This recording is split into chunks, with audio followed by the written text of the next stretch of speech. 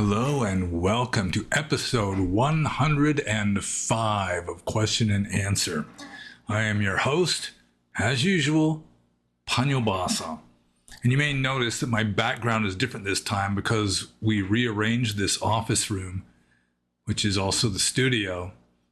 So it's the same room, but the background looks different, and I think probably I'm going to have to switch it back the way it was because you can't see the magnificent Sasquatch artwork from this angle.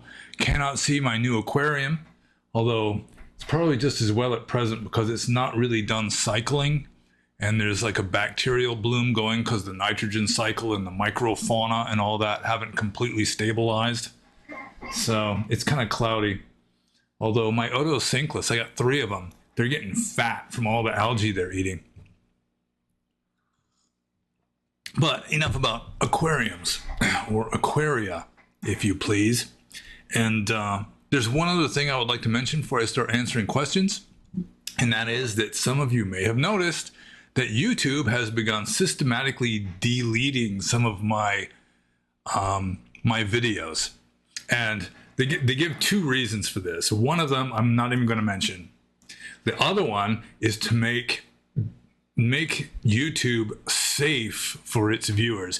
And so, for example, one of the videos that they deleted was me talking with Ajahn Punadamo about the differences and similarities between Mahayana and Theravada. So obviously, talking with an old monk about Buddhism is dangerous for the viewing community, which of course is bullshit. So I'm not even sure if I'm going to be able to upload this video on YouTube because, I mean, they haven't said that I've got strikes for, I mean, they're up into double digits with regard to the number of my old videos, some of them years old, that have been taken down, just deleted for the safety of our viewers. But I don't think I've got any strikes against me at present. So we'll see if I can upload this on YouTube. But you may want to start watching me on BitChute or Rumble instead of YouTube, because YouTube really is just trying to manipulate what is on their platform for the sake of maximizing their control over the beliefs and opinions of the people who watch YouTube for mainly political and ideological purposes.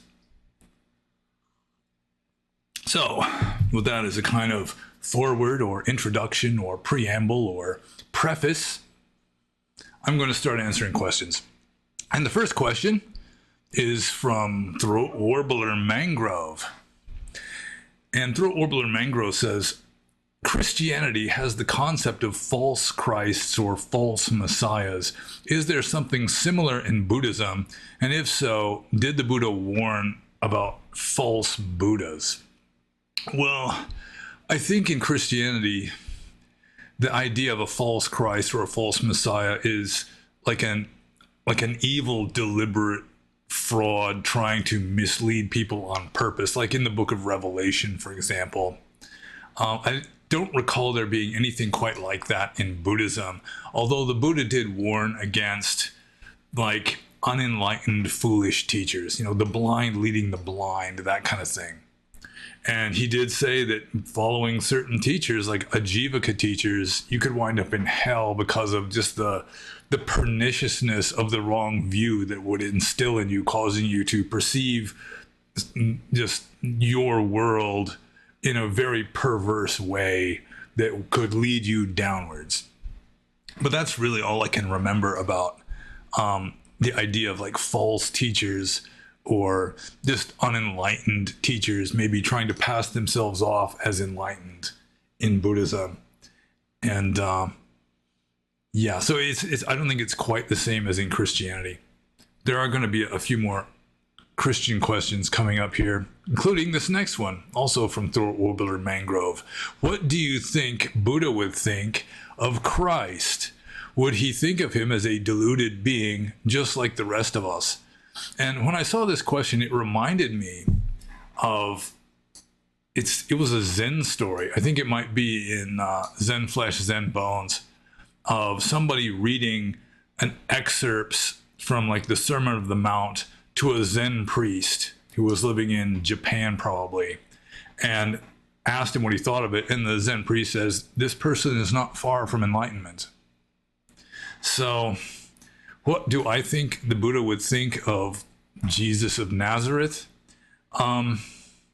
It's really hard to say, because we do not have a very reliable representation of what Jesus of Nazareth taught, much as we do not have a very accurate record of what Gautama Buddha taught. You know, it's like, it's hard to pin down exactly what he said and didn't say. In the case of Jesus of Nazareth, I would be surprised, I think, if he was fully enlightened. But obviously he was a wise man. And so I think the Buddha would probably consider him, I mean, not to be bad, not to be like a false teacher or anything like that. But I mean, the Buddha in his wisdom might know way better than I do whether Jesus of Nazareth really was enlightened or not, or if not, you know, what stage of wisdom he had reached. But I don't think that the Buddha would have a low opinion of Jesus. But based on certain things, I would be surprised if Jesus of Nazareth was fully enlightened. So it may be that at worst the Buddha would say, well, he had some wisdom to him, but you'd probably be better off following someone who is more advanced. It's true, Jesus probably could perform miracles, or he had psychic powers using, or abhiññāna, using Buddhist terminology. But I mean, to the extent that he wasn't fully enlightened, assuming that Jesus was not fully enlightened, then the Buddha would probably consider him to be at least a little bit deluded, because everyone is deluded except for a fully enlightened being. So, yeah, questions about what the Buddha would think about something, that's really a tricky kind of question, because, I mean, we really can't know what an enlightened being is thinking, assuming that the Buddha was an enlightened being, which is a very convenient working hypothesis for Buddhists. So I'm just going to move on to Throat Warbler Mangrove's next question, which is our source Buddha nature? If so, why did we leave it behind? If we were at one with Buddha nature, how did we become deluded and enter samsara? It kind of suggests that we were bored of being Buddhas and chose to get lost in silly samsaric games, ? And there are 4 question marks here. So this is really a complicated, complex, multi-question here. With regard to is our source Buddha nature, that's really a Mahayana concept. Theravada Buddhism doesn't talk much about Buddha nature, at least not in the Pali Canon, it doesn't. Buddha nature is mainly like your latent potential for enlightenment. You know, it's sort of like the innate wisdom, or like the light of the Dharmakaya that shines through you as much as it can. And I think most people are kind of murky and translucent at best. And so the light doesn't shine through us quite perfectly. And then we'd have to be fully enlightened for us to be like fully transparent, for the light to just shine through us full blast, so to speak. So is our source Buddha nature? I guess you'd have to ask a Mahayana Buddhist, because in Theravada Buddhism, the answer would just be no. Because Buddha nature really is not a Theravada Buddhist concept. It's not found in the earliest texts, or the texts that are considered by scholars to be the earliest texts. So the next part of this question, if so, why did we leave it behind? Well, you could say we left enlightenment behind. And it goes back to the simile of the block of marble. You got the block of marble that contains within it every possible statue, including statues that are so complicated they become self-referential and start thinking that they exist as individual beings completely separate from the rest of the whole block of marble. So we didn't really leave it behind because deluded beings have always been here. And so there was no leaving behind. It's just always been this way. And then it says, if we were at one with Buddha nature, how did we become deluded and enter samsara?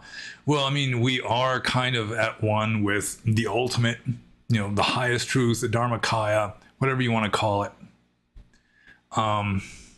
We are at one with that. We just don't realize it because we've become self-referential and just thinking that our thoughts are really representing reality to us, which they are not.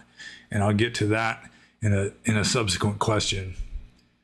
The God's willing. And I'm not exactly sure why I've started waving my arms around so much when I answer questions. I don't think that earlier on, like in the first 50 or so Q&As at least, I was waving my arms around like some kind of Italian while answering questions. So I hope I didn't just offend all the Italians out there. Let's see. So how did we become deluded and enter samsara? It's been this way from the beginning.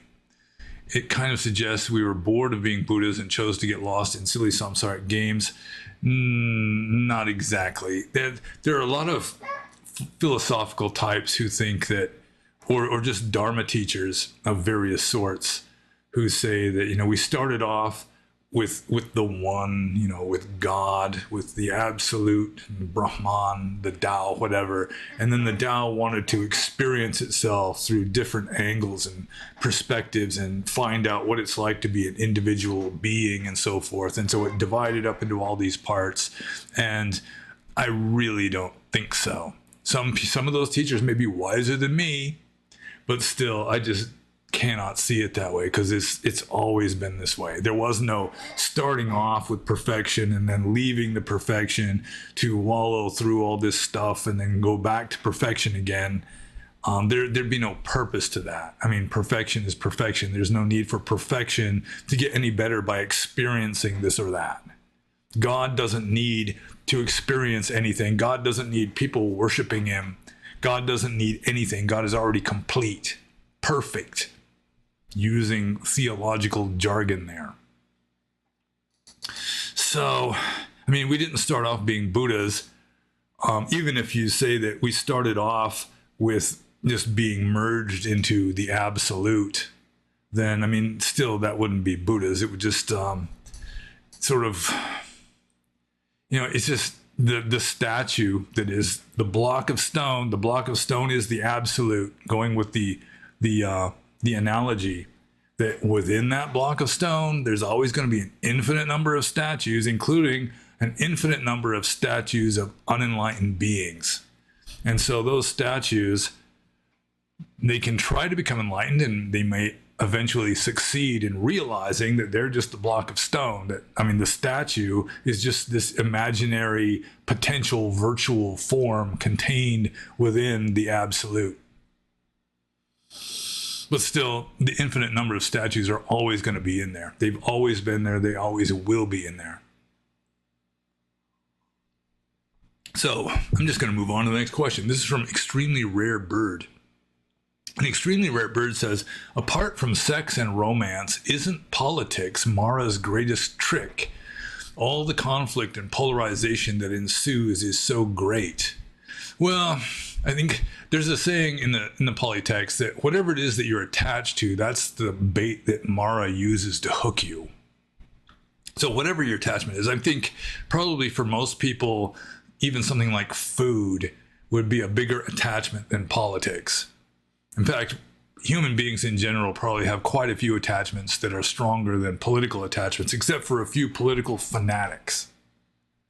But for the most part, just things that we like, food, or for some people it might be like video games, or just watching movies, or just thinking, or just even like anger, just getting pissed off at things in general. Those can be bigger attachments for us, and they're just sort of more built into the human nature, I think. Just the human condition. We've got all these foibles and attachments and preferences and so forth that are just built into us. To some degree, politics also, but I don't think if we do have like an animal instinct for being political, it's not nearly as deep as animal instincts for just liking pleasure and food and sex and so forth. So I think it's one, going with, the personification of evil and delusion as Mara, that, politics is just one of the arrows in his quiver, so to speak. And, if that one doesn't work, he'll use something else. But all of us are here on planet Earth as a general rule because we've got some kind of attachments that we haven't cured ourselves of yet. So I think I'll just move on to the next question. This is from Xenothoid. And Xenothoid says, out of all the people you have met in person, do you believe that any of them were fully enlightened or just on the verge of it? You said that the orders of monks today aren't what they're cracked up to be, but I wonder if there are still any extremely advanced practitioners that could be stream enterers, bodhisattvas, etc. walking among us right now. Well, I did answer this question a few Q&As ago, where I said probably my best bet for the most advanced being I have sat in the presence of would probably be Shui in Seattle. I have met some other monks that were considered to be arahants. In fact, in some parts of Burma, I was considered to be an arahant. But just because you have a reputation for being an arahant, and when you meet someone, they seem soft-spoken and, content, untroubled, that kind of thing, it doesn't mean that they're necessarily fully enlightened. I mean, St. John of the Cross, no, St. Francis of Assisi said that you don't really know somebody or you don't know how wise they are until you've seen them in a situation where everything's going wrong, where what usually works for them all of a sudden stops working and starts doing the opposite. It's like, then you know how wise they are, because some people, they can just be like, seem wise, when they give talks, they're wise or seem wise. They seem to have it all worked out. They've got it together. But then when they're off camera, maybe they could be like freaking out over just trivia. You don't really know. So let's see here. Yeah. So, it's the same answer as I gave, I think it was like maybe 2 Q&As ago, where probably my best guess at the most spiritually advanced human being I've ever met would be Shui in Seattle, who was a disciple of Mahasi Sayadaw. Mahasi Sayadaw wanted to appoint him his successor, and Shui in Seattle says no thanks and just went off and went his own way and started Shui Yita on the outskirts of Rangoon. And at least 10 years ago, his successor was, I almost called him Ajahn, Sayadaw Ujjodika. And Sayadaw Ujjodika, I mean, he was just in fashion among the Vipassana, like the jet set kind of people, the relatively wealthy boomers that have to go and, meet the teachers that are in fashion and so forth. But I mean, Burma, he did not have a high reputation at all. People did not consider him to be particularly wise, among the Burmese Buddhist population, simply because he was like a scholar more than he was a meditation master. But Shui Seattle, his teacher and the disciple of Mahasi Sayadaw, he seemed to be very wise, just wide awake, just still, he'd just be, he'd be obviously not like frozen like a statue or anything, but there's no fidgeting or anything like that. He's just kind of got this penetrating, bright gaze to him. And I met him only briefly. But I think I mentioned in the last time I answered this question that there was also an old monk named Yuamon Seattle that I met a few times. Did I meet him a few times? Maybe I met him only once or twice. And he lived in a cemetery. He was very serious, very mild-mannered, soft-spoken kind of a monk. He seemed content. But still, you really don't know until you've observed them for a long time, and even then you really can't be sure. The saying goes that only an arahant can know if somebody else is an arahant. Only an enlightened being can know if another person is enlightened or not. So that's one reason why we have so many fake teachers and charlatans and so forth, cult leaders and so forth, because they can pass themselves off as wise to people who aren't maybe all that wise, but really they're not what they seem to be to these people. So let's see. I guess I answered that question. I suppose, I reckon, I hypothesize that I answered that question. So I'm just going to move on to Xenothoid's second question here, which I like this question. This is a good question. Not that the other questions aren't good questions, but this one stands out to me as a particularly good question. Maybe just because it's easy for me to answer it. So the question is, are all thoughts karma, or are some of them vipaka, or the fruition of karma? Every now and then, thoughts seemingly appear in our mind randomly with no feeding or feeling of volition associated with them. This is especially true for people with certain mental illnesses, which cause an overabundance of intrusive thoughts. So any thought that arises in your mind, especially like the first movements of a thought, that's vipaka. That is the fruition of karma. And then once that thought has arisen, if you want to go with it, you're going to like follow a chain of association and just keep thinking along that direction. You're making new karma. But the first movements, and I'm using like a Roman Catholic term here, the first movements are really, you don't have any control over that. Even an enlightened being doesn't have complete control over what he's going to think next. I mean, you don't know what you're going to think next until you're thinking it, because if you knew in advance what you're going to think, then you'd already be thinking it. So the thoughts generally take us by surprise, or maybe not so much by surprise because they're habitual. So generally the same kind of thoughts keep arising. But like St. John of the Cross, who was the Catholic I was referring to, using the first motions or the first movements, that he was a father confessor. And so of course you'd have hyper conscientious nuns mostly would come to him and make confession about these thoughts that they were having. And he would keep telling them, the first motion, the first appearance of the thought, that's not a sin. It can't be a sin, no matter what the thought is. It might be cursing God or like raping the Virgin Mary or something. That first thought that arises, you're not responsible for that. That it's not a sin for you to experience that. Or in Buddhist terminology, it's not, you're not making any new karma. That is the fruition of old karma. But then if you follow that, you just keep going with that thought, you keep extending it, you keep thinking about it, then that could be an issue where you should make confession if you're a Catholic, or you're making new karma by continuing with the thought if you're a Buddhist. So, but it can be really problematic.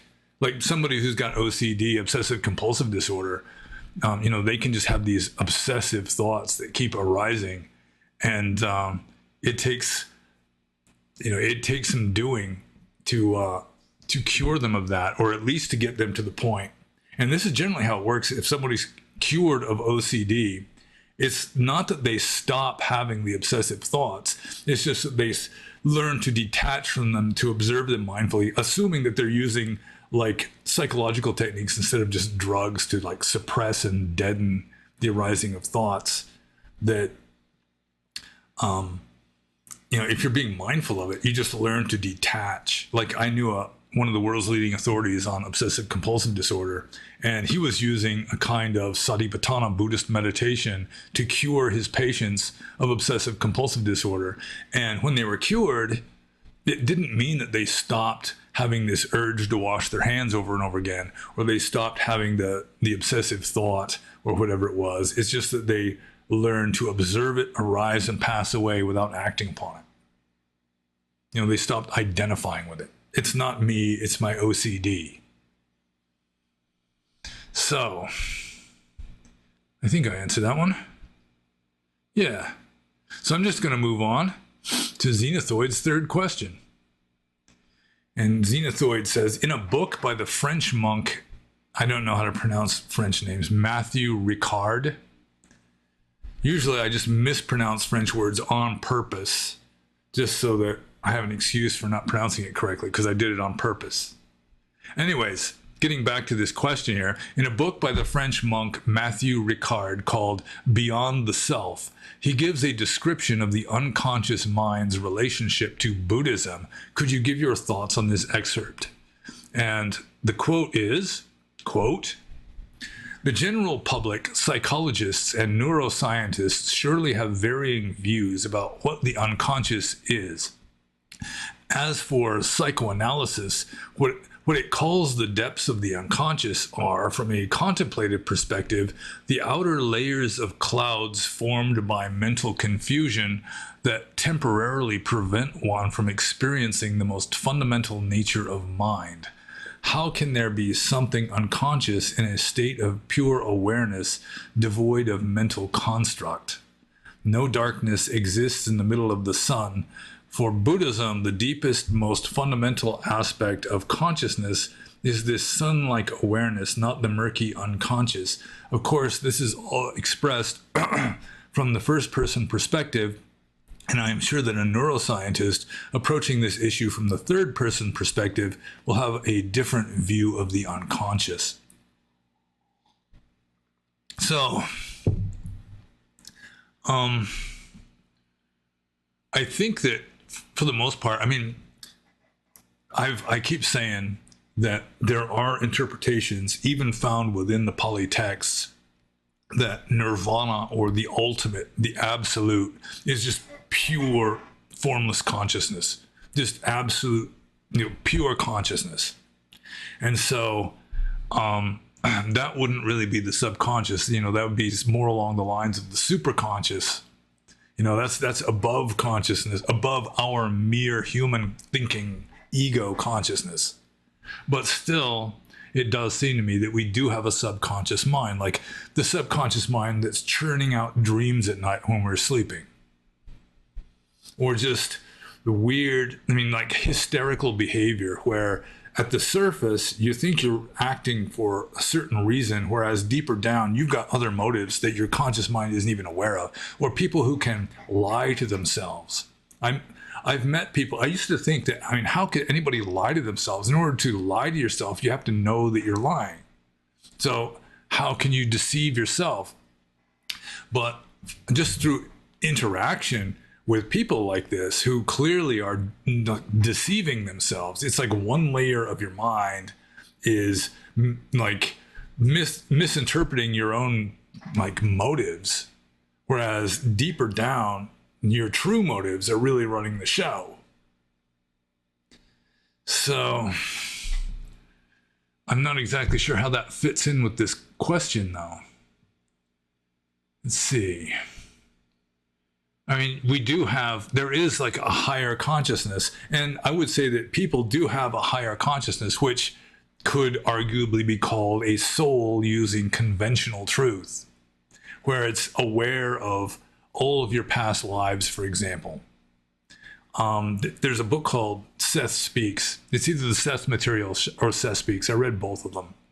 And according to Seth, this multidimensional entity who is being channeled through Gene Roberts, at a deep level, we're pretty much omniscient. That if someone is lying to us and deceiving us, deep down we know that they're lying to us and that we are being deceived. And still at the surface level, we're still buying the shitty car from them or whatever it is. Still believing their BS stories, that kind of thing.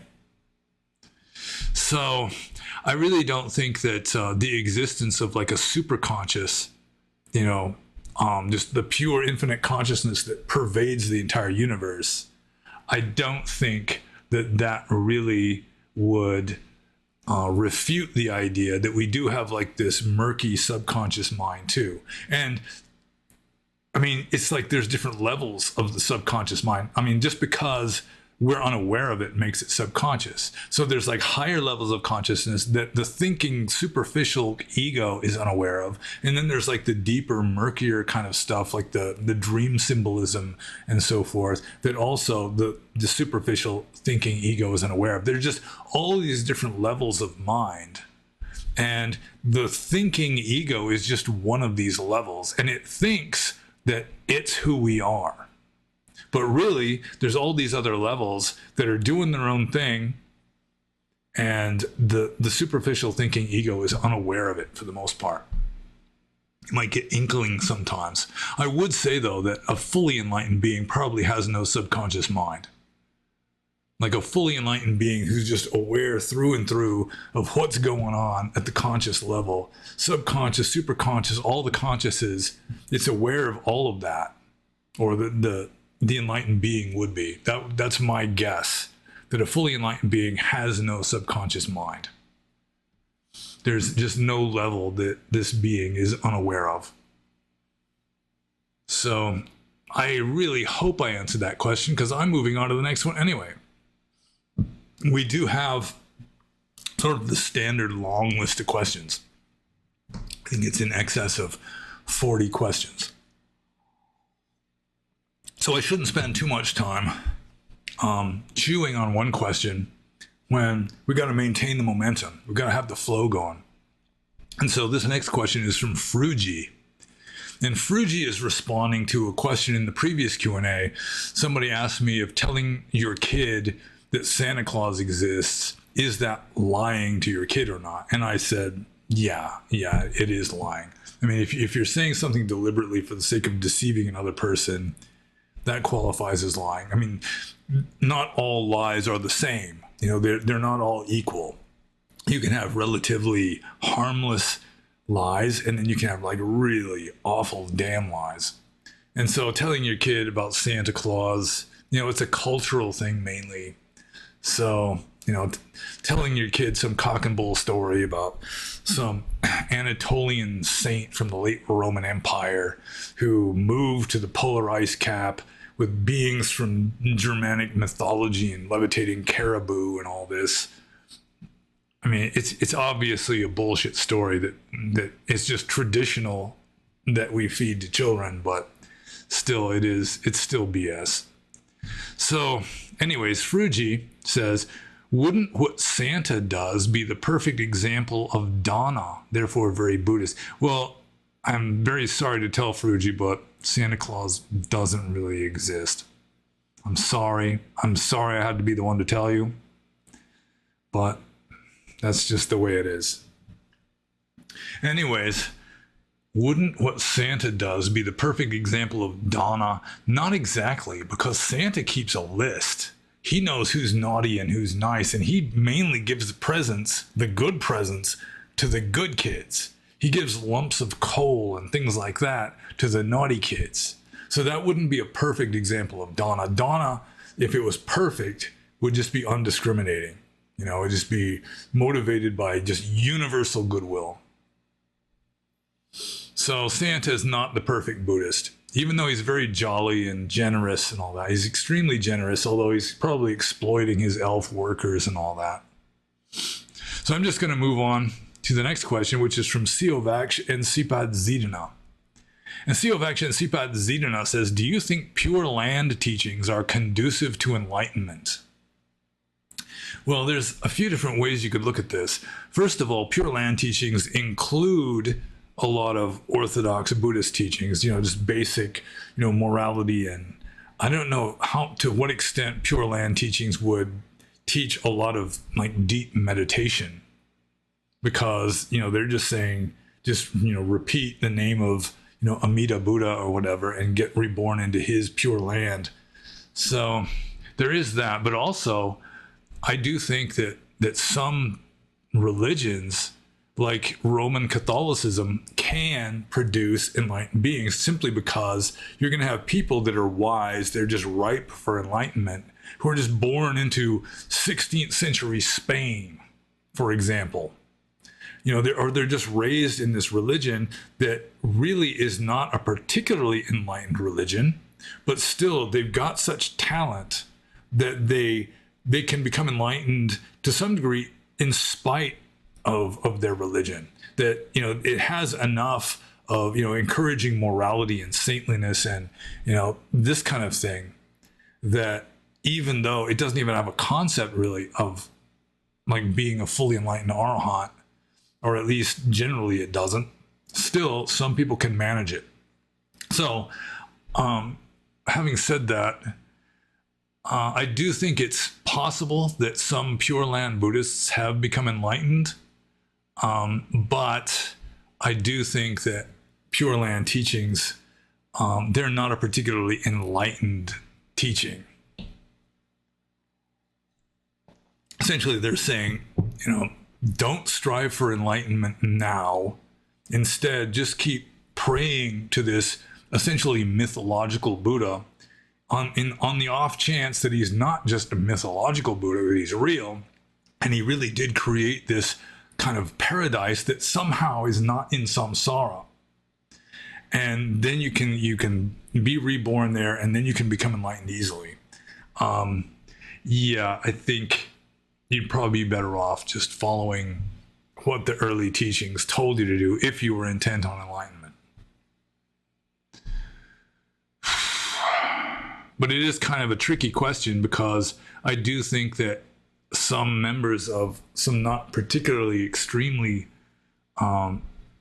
enlightenment conducive traditions can still become enlightened despite that fact.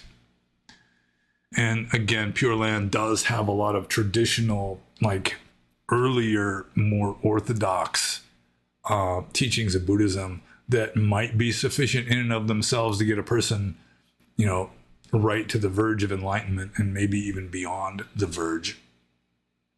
But with regard to the wisdom of the tradition, I would not put Pure Land anywhere near the top of the various schools of Buddhism. I would have to put it pretty much towards the bottom. And I hope I didn't just offend all the Pure Land Buddhists out there, but I'm just calling them as I see them. And I'm going to move on to Siovaktion Sipad Zidana's next question, which is, why is it called the Indian subcontinent? What's so sub about it? Seems like more of a continent than Europe, since it has its own separate tectonic plate.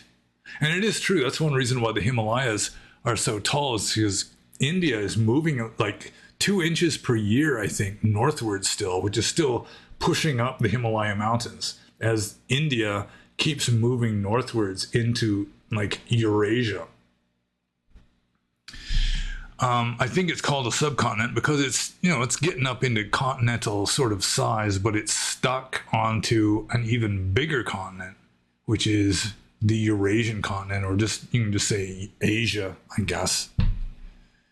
So yeah, I mean, dividing Europe and Asia into 2 different continents is just purely it's like a cultural thing, because it's obviously, I mean, there's no like narrowing of the ground or anything in between Europe and Asia. It's just mainly Caucasian Christians live on one side of the mountain range. What is it, Urals, that are like dividing Asia and Europe.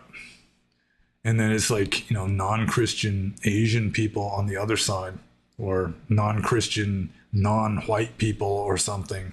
But it's mainly like an ethnic division rather than a geographic one.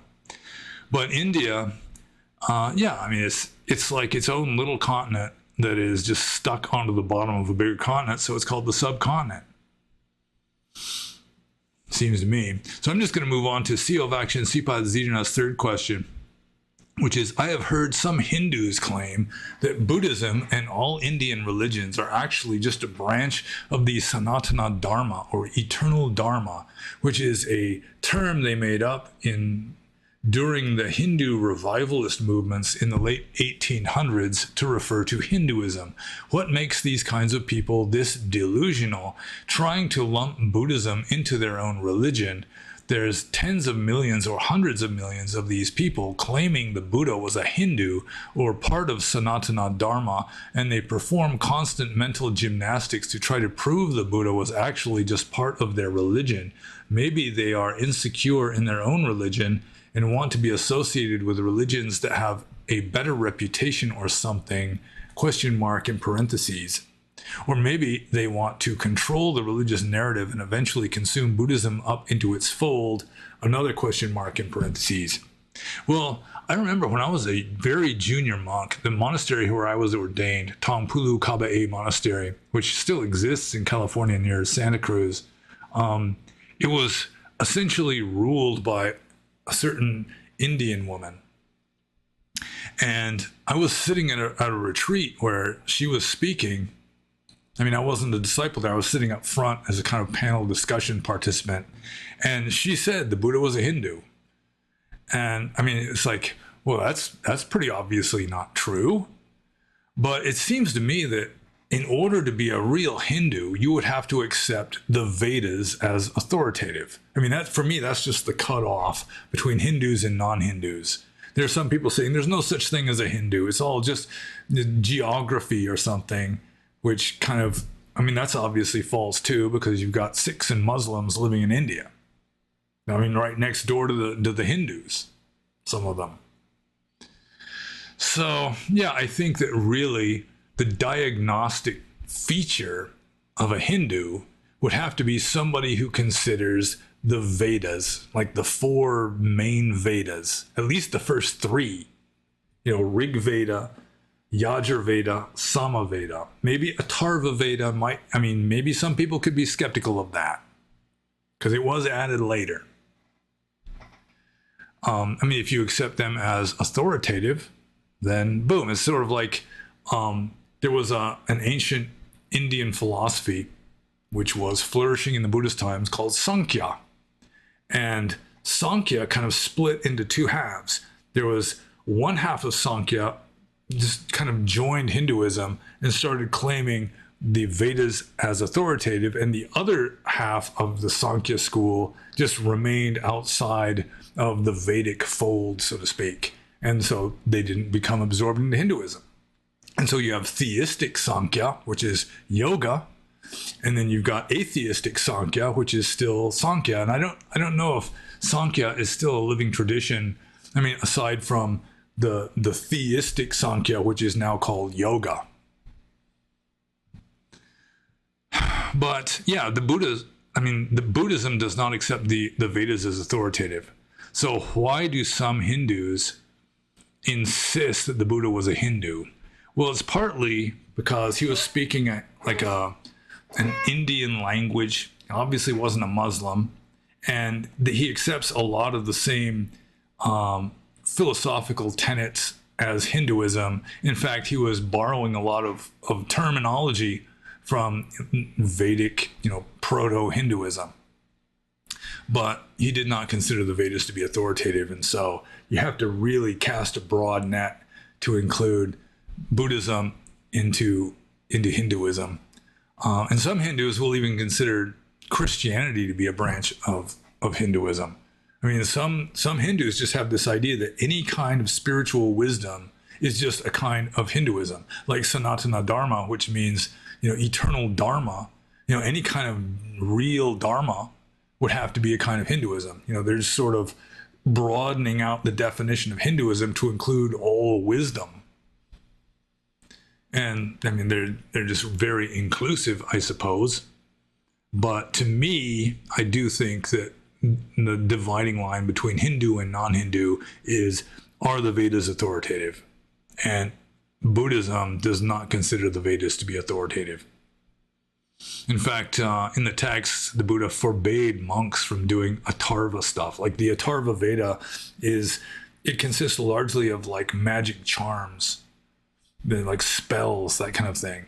And monks are forbidden to do that. So at least they explicitly instructed, don't fuck with the Atharva Veda. And so I'm just going to move on to the next question. This is from Oyalt. And Oyalt says, what is your opinion on mantras? from my experience, the intention appears to be more important than the words. Yeah, I think J. Krishnamurti would agree with that. I mean, he famously said that it doesn't matter if you're chanting Om Mani Padme Hum or Ram or Coca-Cola. You know, the effect is the same. And I think a lot of the transcendental meditation people might disagree with that, because transcendental meditation teaches its teachers, so to speak. You know, the teachers are instructed that, you know, you get like an understanding of what the person's personality type is, and different mantras will work better for different personality types. And I do think that is possible. But I do think that mantra there's nothing at all wrong with it, that it is just as valid of a meditation technique as like meditation of the breath. That I do Om spontaneously. Maybe I was a Hindu in a previous life or something, but a lot of the time, I can just be walking, or, you know, it doesn't matter what I'm doing, just Om will just start coming up, especially if there's some kind of stress involved. Sometimes I'll just spontaneously start Oming as a kind of coping mechanism or something, but it doesn't always arise that way. It can be I'm just like at work, walking from one side of the shop to the other side of the shop, and Om will just start arising.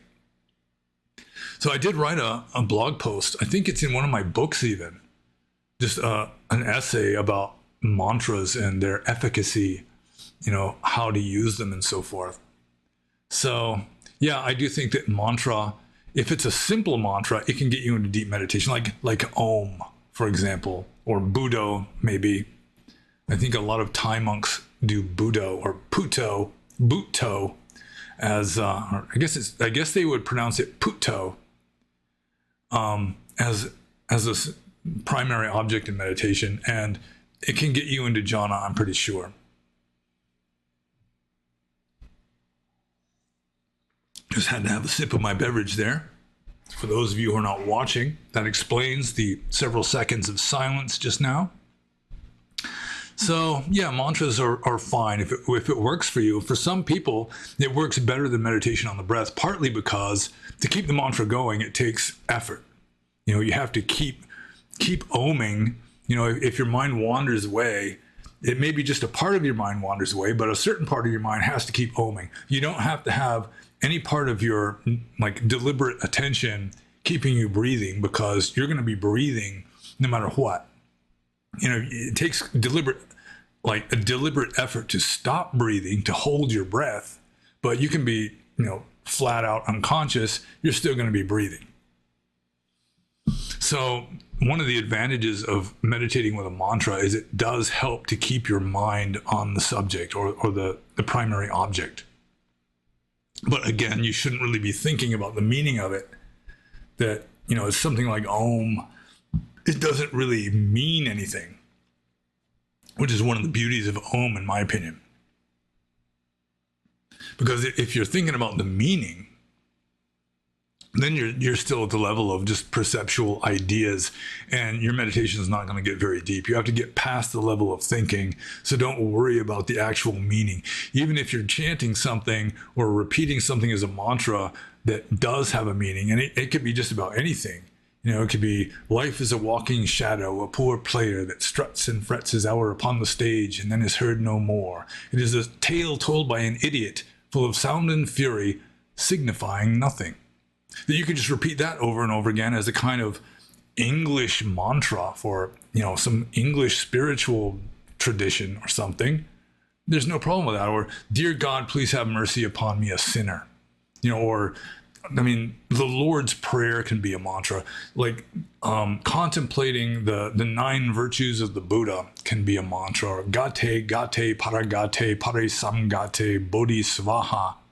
But you don't think about the meaning of it, or at least your meditation is going to get a lot deeper if you go past the meaning of the words. So you're probably better off, if you do a mantra, to do something very simple that doesn't have any meaning that just jumps out at you.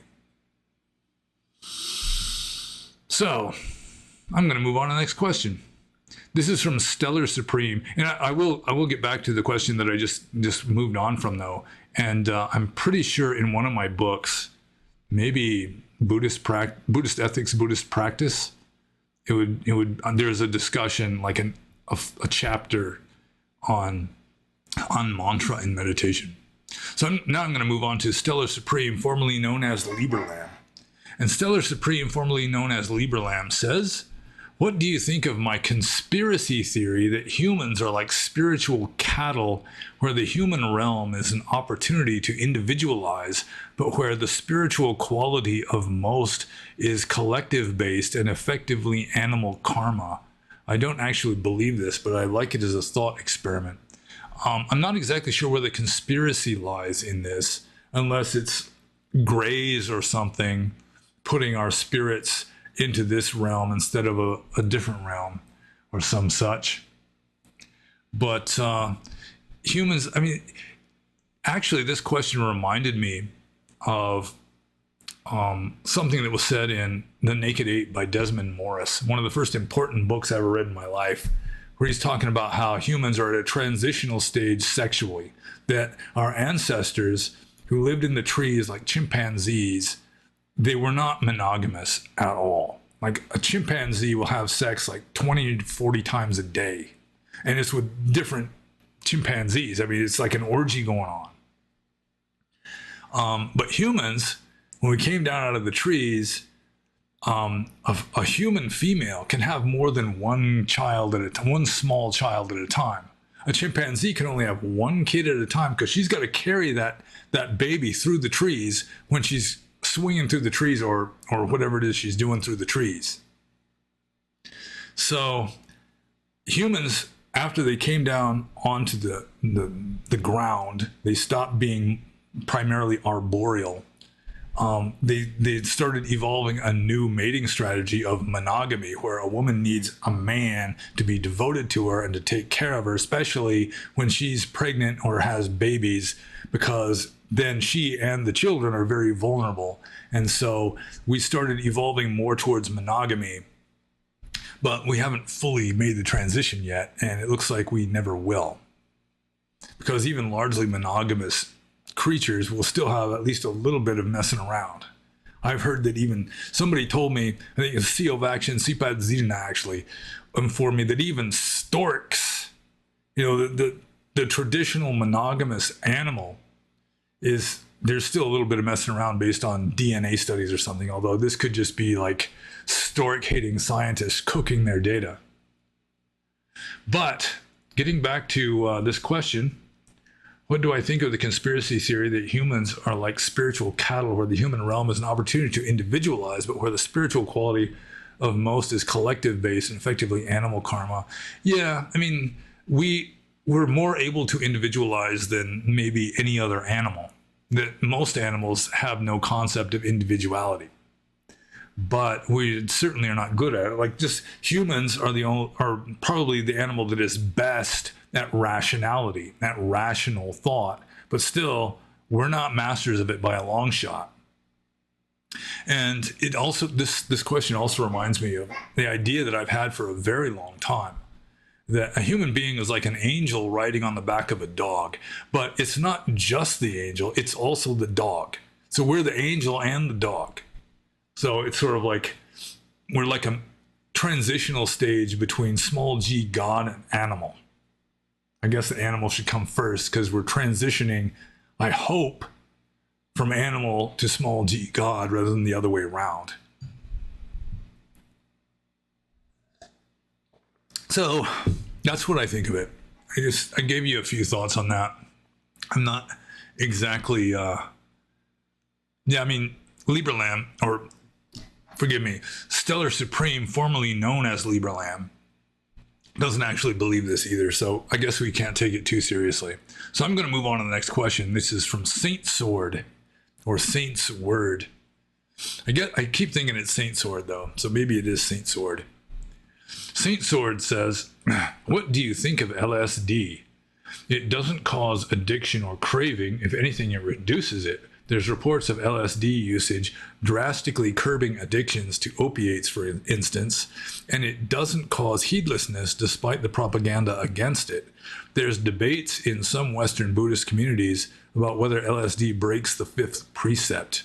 Yeah, I mean, my generation of monks, you know, the people that were monks in the Sangha that were about the same age as me, and older too. This would include like the boomers that were hippies and so forth. A lot of us started off in spirituality through LSD or through psychedelics. It wasn't through narcotics. It wasn't through opiates or downers or anything like that. It's through consciousness expanding drugs. You have like a mystical experience. I mean, most of the time that I have taken LSD, I've taken it quite a few times over the course of my life. Not anytime recently, but quite a few times over the course of my life. Almost every time I would have religious experiences, like mystical experiences. And I mean, that happened with Ram Dass too. That's one reason why I liked Ram Dass so much when I was in high school, because he started off with psychedelics and then moved on to like deeper spirituality or just drug-free spirituality. And I kind of emulated that. It's weird. When I was a kid, I was exposed to all the just say no propaganda that, school kids are exposed to. Don't take it. You take LSD, you're going to think you're going to fly, you're going to jump out a window. That's what's going to happen. And even so, I was a good kid, I was a good student, but even so, I looked forward to being old enough to take psychedelics the way a lot of kids look forward to being old enough to lose their virginity. So, yeah, it worked for me, definitely. And Ram Dass, in one of his books, points out that some famous Swami said that God came to America in the form of LSD because Americans are materialists and they wanted their God in the form of a material. Also, Neem Karoli Baba, who's on the altar over there, not behind me as usual, he was saying that LSD, if you take it alone when the weather's not really hot, and you got kind of a calm mind, then it can be useful. And Neem Karoli Baba, he's the person who famously took 1,200 micrograms of LSD with no noticeable effect. And he did it very ostentatiously. He held up, put it into his mouth, washed it down, no noticeable effect, because he was so conscious, I guess, that these little modifications really didn't have any effect on him, at least no noticeable effect.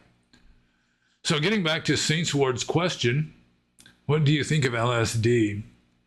Yeah, I think it's like a magnifier or an amplifier.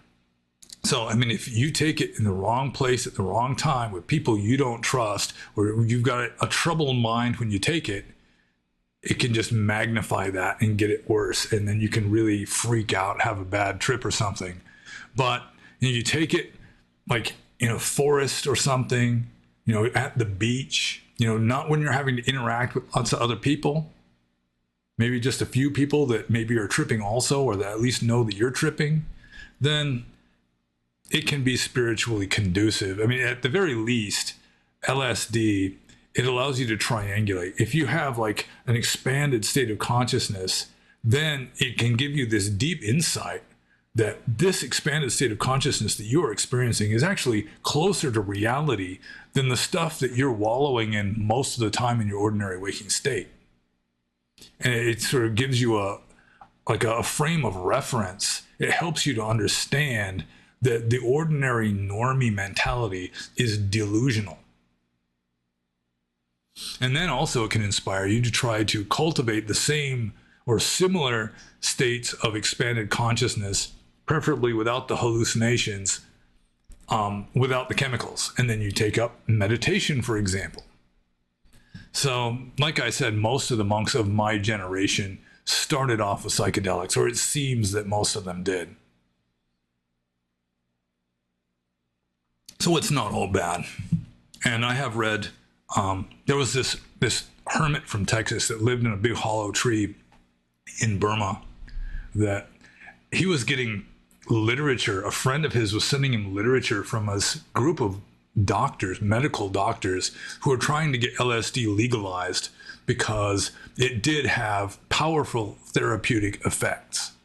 That it can like cure, or at least be very useful in the therapy of certain mental illnesses, for example. And also it can help people with like terminal conditions, like say they're dying of some disease, and they take the LSD, and it gives them like an expanded consciousness where they no longer identify with the dying body. You know, they can see just the beauty and perfection of everything, and it just becomes okay, which is helpful.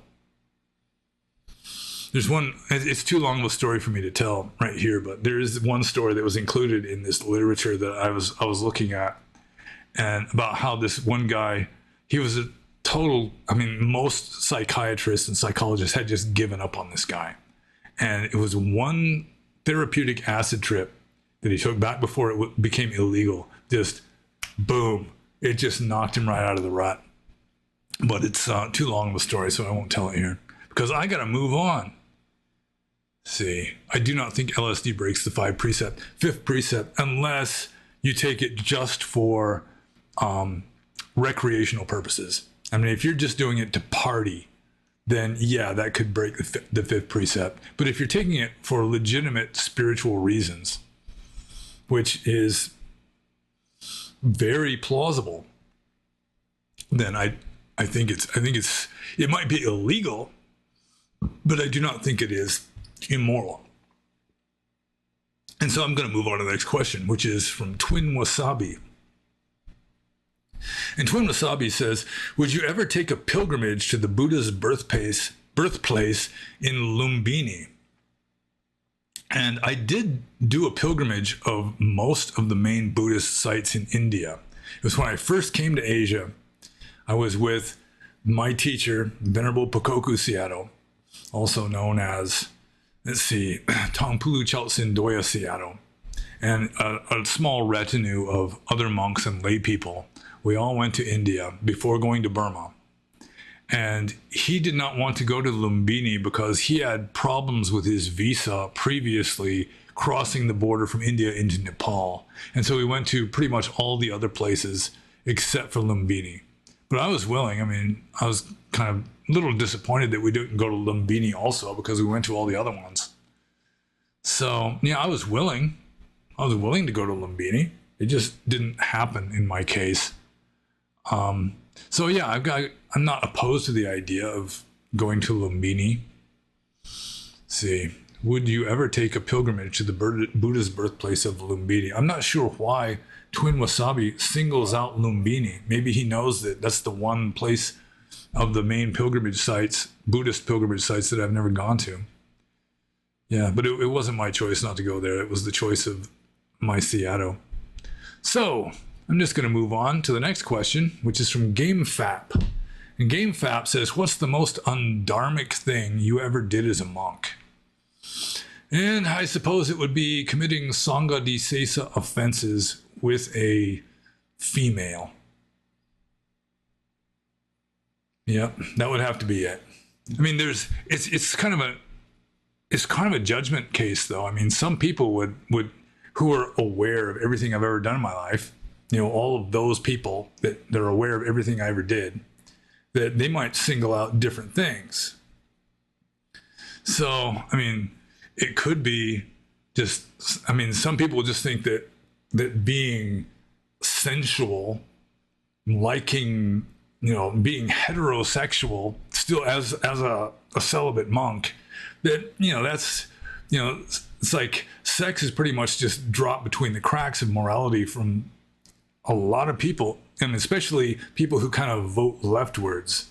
You know, sexual indulgence is, you know, it's more of a virtue than a sin or a vice nowadays. So they might say it would be something else, and I'm not exactly sure what they would think it was, because I was pretty strict as a monk. Maybe just, you know, being like a hermit that just sort of had no use for the human race in general. But that's pretty dharmic. But yeah, so I guess the most undharmic thing I ever did as a monk was, committing Sangha Disesa offenses. I didn't get myself excommunicated, mind you, as a monk with regard to a female, a human one. So I think I'm just going to move on to the next question here. This is from Power. And Power says, any thoughts on Pearl Davis? She seems pretty cringe for my liking. And at first I didn't know who he was referring to, but then it turns out, I mean, I did a very brief search on Pearl Davis, and it turns out that I have seen one or two of her videos. She's kind of like a right-wing, anti-feminist type of woman. And I mean, she was all right. I mean, she wasn't all right enough that I wanted to keep watching her videos. I didn't subscribe to her channel or anything, but I mean, I wasn't cringing. I mean, she seems all right. And somebody responded to this question in the YouTube comments that because she has caught hell for telling the truth on YouTube, I mean, she can't be all bad. So yeah, I can pretty much agree with that. That, I mean, anyone who catches hell on YouTube can't be all bad. So I'm just going to move on to the next question. This is from Rui. And Rui says, what is your take on Carl Jung's notion of an acausal connection between events? So that's synchronicity. And I do have on my bookcase over there, Jung's essay on synchronicity, which I have read. And I don't completely understand how you can have an acausal connection between events. That the connection would have to be sort of causal anyway. It's like, how can it be acausal and still cause something? So yeah, I don't think that he really explained it very well. But there was he gave one example, and I don't remember the name of the person. It was a French person. I wouldn't be able to pronounce their name correctly anyway. Let's call him Monsieur Montaglou. There's this story given in Jung's essay on synchronicity about this guy who ate plum pudding for the first time. I think he was a kid, and it was given to him by a certain friend named Monsieur Montaglou. Then, years later, you know, he's a grown-up man now. He just happens to be in a bakery or something and sees some plum pudding on sale. So, or he sees some plum pudding there in like a glass case or something, and he asks for that because he remembers that he had it once with Monsieur Montaglou. And the person behind the counter says, I'm sorry, we can't sell you that. It is reserved for a certain Monsieur Montaglou. So then many years after this, that he's visiting a friend at some apartment complex, and they bring out plum pudding. And the guy just starts joking about, man, all I need now is Monsieur Montaglou, because the only times I've ever had plum pudding was in relation to this Monsieur Montaglou. And then right then somebody knocks on the door, and it was Monsieur Montaglou, who was he was like a very old man. His faculties were fading, sort of like the American president at present.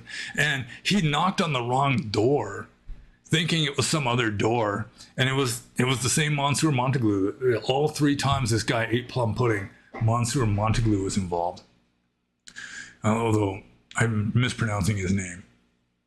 So, I mean, there's obviously a connection, but I don't know if Jung he considered material reality to be real or not. I mean, if you take away the physical world and the laws of physics saying that this and that is impossible and so forth, I mean, if it's karma, for example, that's generating this stuff, this is generating the world we live in, then there's really no problem with synchronicity at all. If it's all mind-made, as the first verse of the Dhammapada says, then yeah, there's really no problem with that. It's just when you start thinking that, when you become like a scientific realist and start thinking that science explains reality. Although even now, I mean, science, like theoretical physics, has gotten so surreal that, you know, it's like what happens really is influenced by the mind of the observer. And so according to the legend, Albert Einstein actually prevailed upon Carl Jung to publish his essay on synchronicity, because even in Einstein's time, it was no longer in like conflict with modern science, that you can still have the mind influencing physical systems. So yeah, I really have never been able to understand how it could be a causal connecting principle between events, because it would seem that there would have to be some kind of causation going on. not necessarily physical causation, but at least mental causation. It'd be your own mental states causing the event to happen or some such. So I suppose I'll just move on to the next question here. This is from Skoladin or Skuladin. And he says, are you taking pre-orders for your 4th book? And no, I'm not. I mean, I do have all the chapters written. All I got to do is come up with an introduction and then do like the editing of like compiling it into a book that can then be mass produced on Amazon, I guess. And the 4th book is going to be, assuming that I ever come out with it, because I do work full time, I'd have to take like a week off from work or something to give myself just a full week to just sit down and just edit the thing and just get it done, you know, get all the writing done and everything, the designing and all that. But it would be stories from my personal life. So it would be much more autobiographical than the first 3 volumes of the books that I have for sale on Amazon, that I have written. So no, I'm not taking pre-orders. Sorry. And then Skoladin, his next question is, would you kindly give an excerpt from your 4th book? And I actually read a chapter from my 4th book as a YouTube video called In Search of Death. If YouTube hasn't deleted that one too, for the safety of the viewers. But anyways, In Search of Death was sort of an autobiographical account of me as a junior monk, especially thinking about how monks are encouraged to contemplate like corpses. And so I made an effort actually to find a corpse to contemplate. And my first efforts were in California before I went to Asia. And I called the coroner asking if I and some other monks could come and observe an autopsy. And the coroner, just in this voice of lead, said, I wouldn't recommend it. And that was as far as it got that time. But then, like when I went to India to all the pilgrimage places, Varanasi was one of the pilgrimage places. It was right next to Sarnath, you know, the deer park where the Buddha delivered his first sermon. It was not far from Benares or Varanasi. So we went to Varanasi also, and that's where the burning ghats were. And none of the other monks were really interested, but I kind of detached from the rest of the group and went to the burning ghats to watch corpses be cremated. I had never seen a corpse before, except like on TV or in pictures or something. I'd never even attended a funeral before at that point. So, anyways, this is like an excerpt from me at the burning ghats in Benares.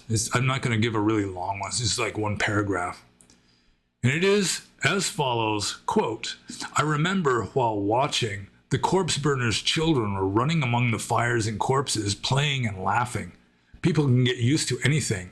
One of the kids ran past me and bumped into me, squealing and giggling, which irritated me at the time. A water buffalo, in the brainlessly placid prehistoric manner of water buffaloes, slowly ambled among the fires, eating flowers that had dropped from biers onto the ground. An Indian man offered me some kind of drug-looking stuff, which I refused. Later I was told that it was some kind of chewing tobacco. One strange thing that I remember was the smell of the place. Have you ever smelled something that very strongly reminded you of something else, yet you couldn't quite remember what it reminded you of? That was happening to me at the burning ghats. I knew that I had smelled that smell somewhere before and was racking my brains trying to figure it out, when suddenly it dawned on me. A wiener roast. It smelled like a wiener roast there. Unquote. So that's an excerpt.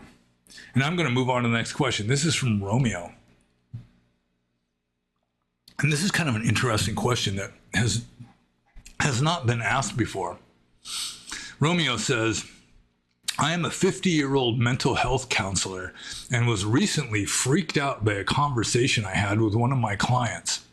My client, a tech-savvy 20-something, was talking about his girlfriend. A few minutes into our chat, I realized that the woman he was referring to was not a person, but an online AI entity. I was totally flabbergasted as I sat there for 20 minutes hearing about how great a romantic partner this AI was to my client. As a professional, I usually try to keep my thoughts and feelings to myself, but in this case, I couldn't help but blurt out my gut reaction that having a relationship with an AI girlfriend was not the way to go. My client responded to my reaction as if I was just some fuddy-duddy who is out of touch with the modern world.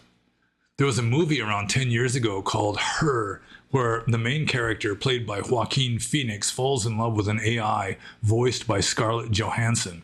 Back then I thought the concept was pretty creepy, but to now see this played out in real life, I feel downright scared for the future of humanity.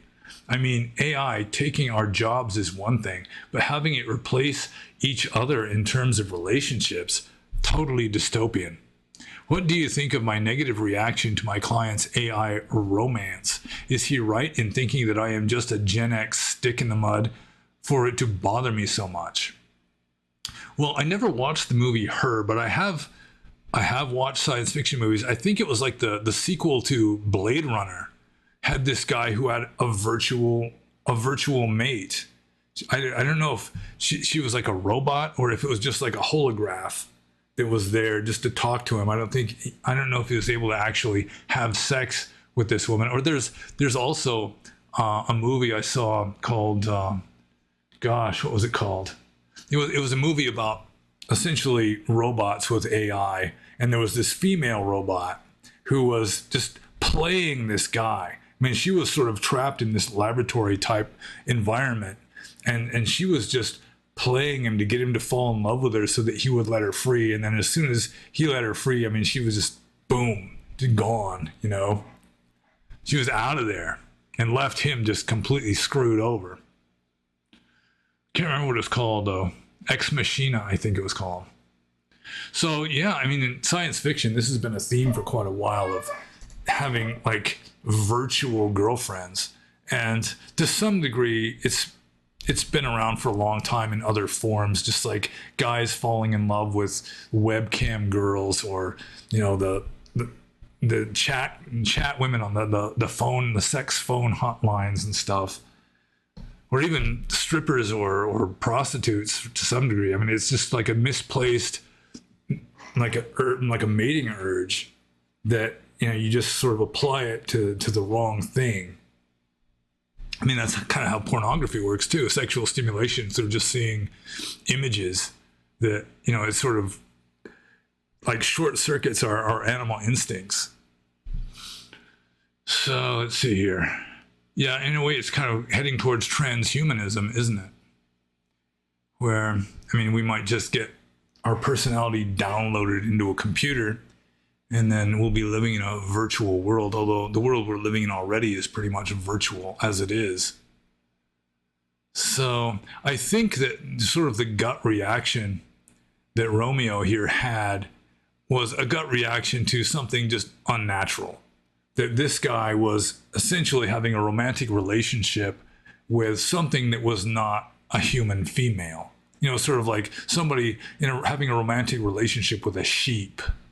Or, I mean, to some degree, even homophobia is based on this feeling that, you know, a man sleeping with a man is just unnatural, it's creepy, it's icky, I don't like it, kind of a thing. And this is sort of a step in that direction, or a step past that direction, where you've got this guy who has a girlfriend who is just where is it? Let's see. Talking about the ideal romantic partner or whatever. Yeah, I can't find it now, which is kind of weird. Anyway, yeah, so I'm trying to find that one particular phrase and I can't find it, strangely, because I don't want to just sit here in silence scrolling around looking for it. But now I've sort of lost the thread here. But somebody just really falling in love happily with just something non-human that is obviously short-circuiting human instincts, because, you know, the whole instinct of a man falling in love with a woman is to reproduce the DNA sequences. That's why it evolved in us, you know, because it is conducive to reproducing our gene sequences. And this obviously isn't. Just like masturbating to pornography isn't, or having sex with, someone on birth control even really isn't. Although that's not quite as far of a removal from the natural way of things than falling in love with just an AI entity on a computer. I mean, probably there's no physical body at all involved. I don't think that there'd be an android involved in this. So, yeah, I mean, to some degree, as people are getting born closer and closer to the technological singularity, as in transhumanism and all that, it's going to seem completely normal to them. But it's going to seem less normal to people who are more used to just the natural way of things. So where exactly is the question here? Let's see. What do you think of my negative reaction to my client's AI romance? Is he right in thinking I'm just a Gen X stick in the mud for it to bother me so much? Well, I think I've pretty much answered that. I mean, I can definitely understand that. Falling in love with an AI. I mean, in a way, it's just sort of like a narcissistic thing that you don't really want another real person involved. And we're gonna get to that in one of the later questions here. But yeah, in a way, it's just kind of masturbatory. It's sort of like porn. It's like psycho porn or something. So, what do I think of your negative reaction? Your negative reaction is a natural reaction for reasons I've already specified. And is he right in thinking you're just a Gen X stick in the mud for it to bother me so much? From his point of view, yeah, I guess. I mean, that's kind of a value judgment. But I would probably have a similar attitude to Romeo here. So I guess I'll just move on to Romeo's next question here, which is along the same vein. Do you see people falling in love with AI, catching on and becoming normalized? Yeah, I think that's going to happen more and more. It's already happening more and more. I think there was some famous story a year or so ago about some Japanese man who wanted to marry a sex doll. I think it was one of the slightly like animated sex dolls that can actually like speak and move and stuff. So yeah, people are going to fall in love with all, and as like human civilization becomes less and less natural, weirder and weirder stuff is going to get normalized, if you can even call it normalized. So, I mean, people identifying as cats. There was somebody who applied for a job at a different shop at the same company that I work for, and they identified as a cat. And they're like wearing the ears and like meowing and stuff through the interview. And I mean, they would have just been hauled away just a few decades ago, and understandably so. But now it's like they had to go through the whole interview process, because if they just dismissed them immediately, they could get sued for discrimination. So they had to go through the whole interview process and then just, weed them out because they found someone who was a better fit because they had, more skills or whatever. But yeah, it's like we're becoming less and less natural. Transhumanism is certainly a symptom and a cause of our just drifting away from what is natural.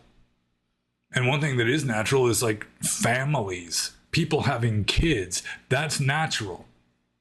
Anything aside from, anything going in a different direction than families and people having kids is unnatural, just going with the history of the human race and is human nature. So yeah, people are going to fall in love with AI more. They're going to fall in love with animals more. They're going to fall in love with love dolls more, just because, the roots of civilization are withering away. Just like traditionalism and all that sort of thing, kind of keeping civilization stabilized.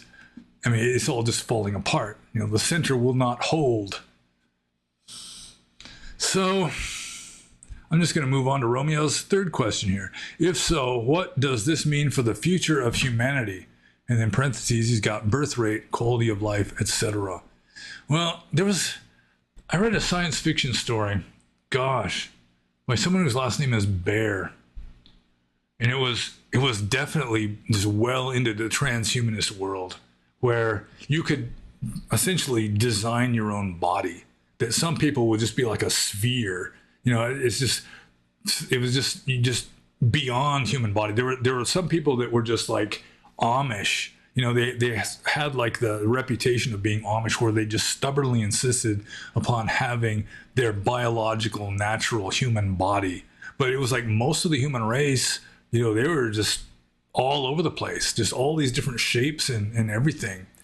And once you reached a certain age, once you were dying, that you just have your personality programmed, just like downloaded or uploaded into a computer, where you would still continue to exist in this shadowy kind of way without a physical body. It was weird. I can't remember what it was called, though.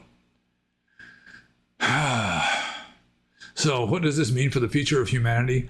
Yeah, it's hard to say exactly, but I mean, at the very least, you're going to have cyberpunk dystopia. Birth rates will go down, probably. Yeah. I mean, how wouldn't they go down? Quality of life, that's questionable, because some people think that with transhumanism and the technological singularity and everything, we can just become like gods. And in a way, being able to shapeshift and that sort of thing is sort of a godlike ability too.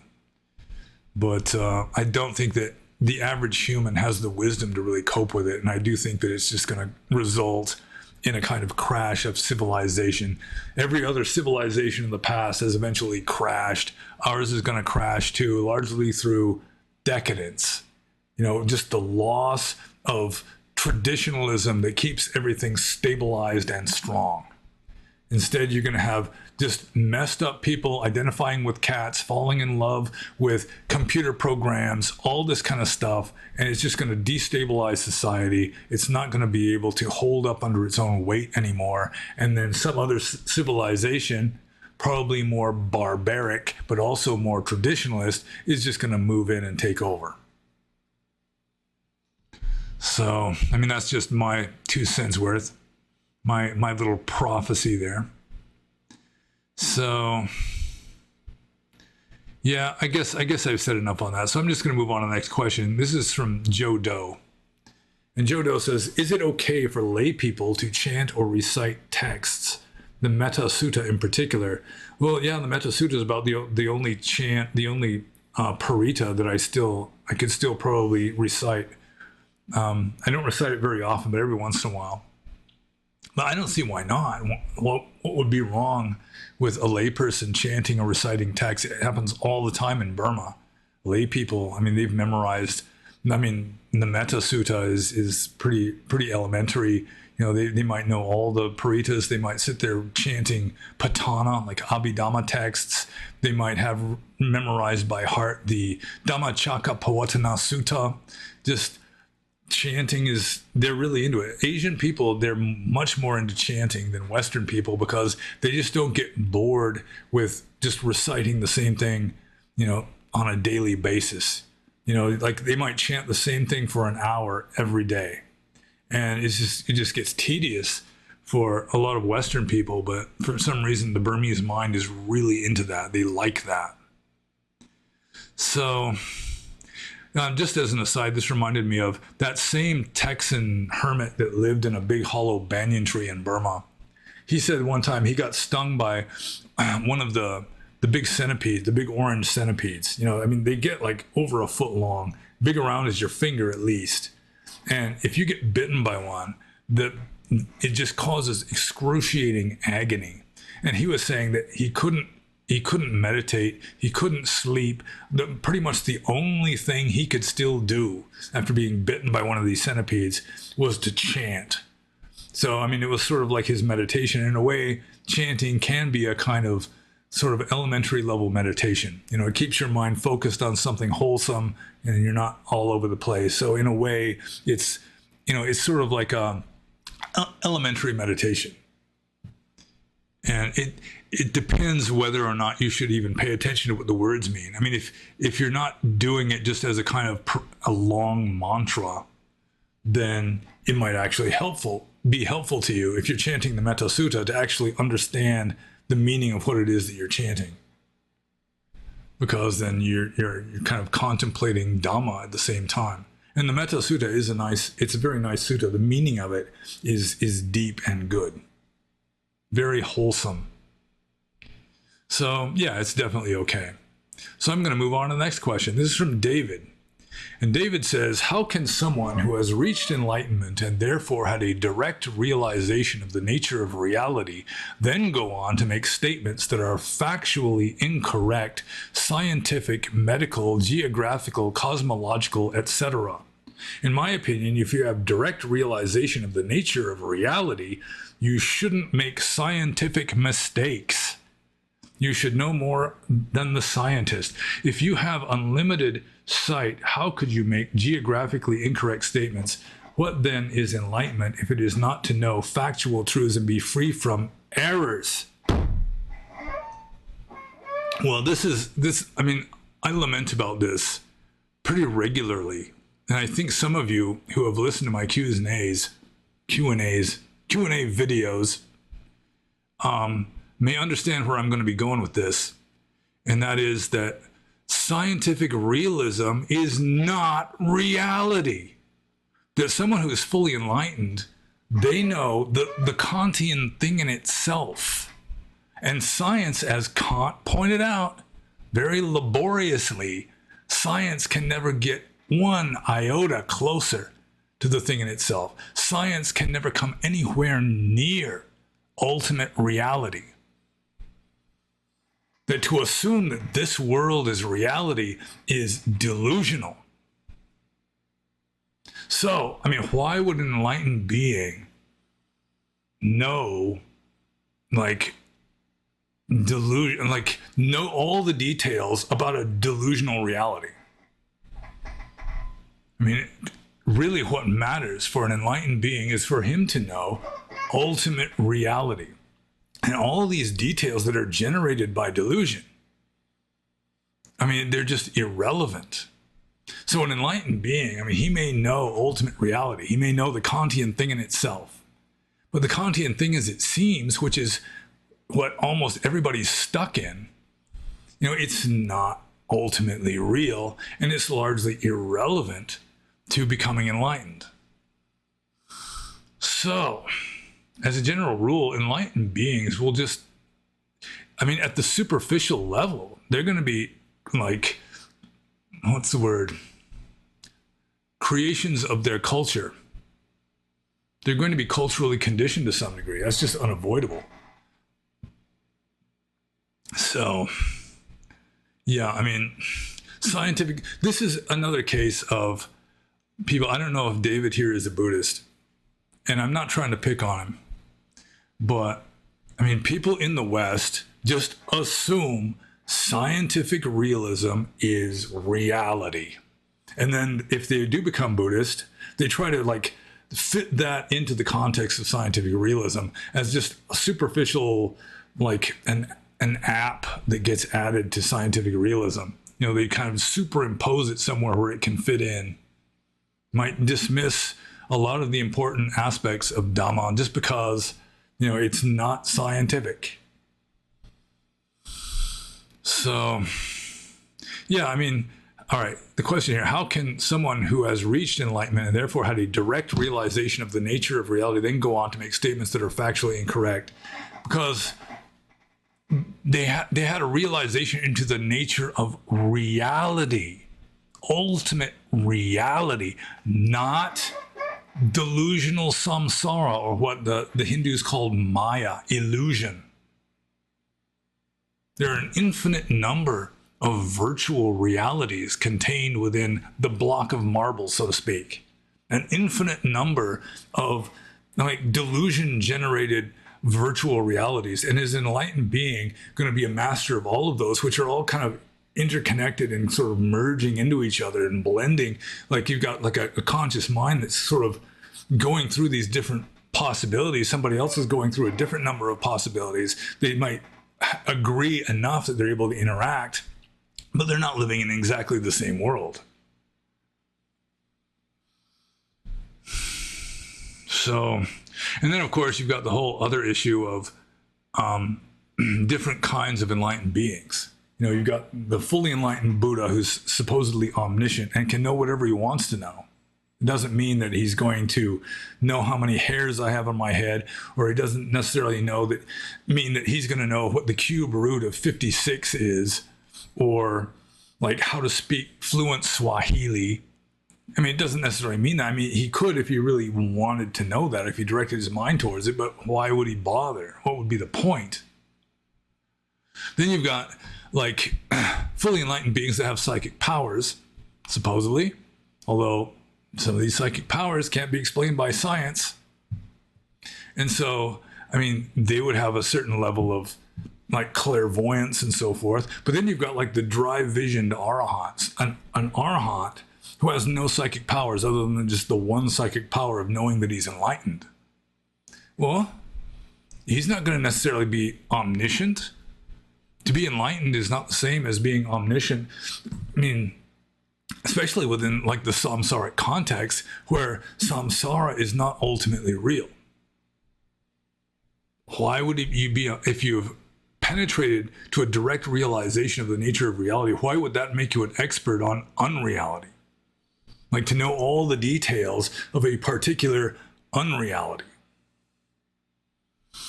But this is, I mean, most Western Buddhists, most Western people, including most Western religious people, just accept scientific realism as obvious factual truth and just start from there. And it is like a serious handicap.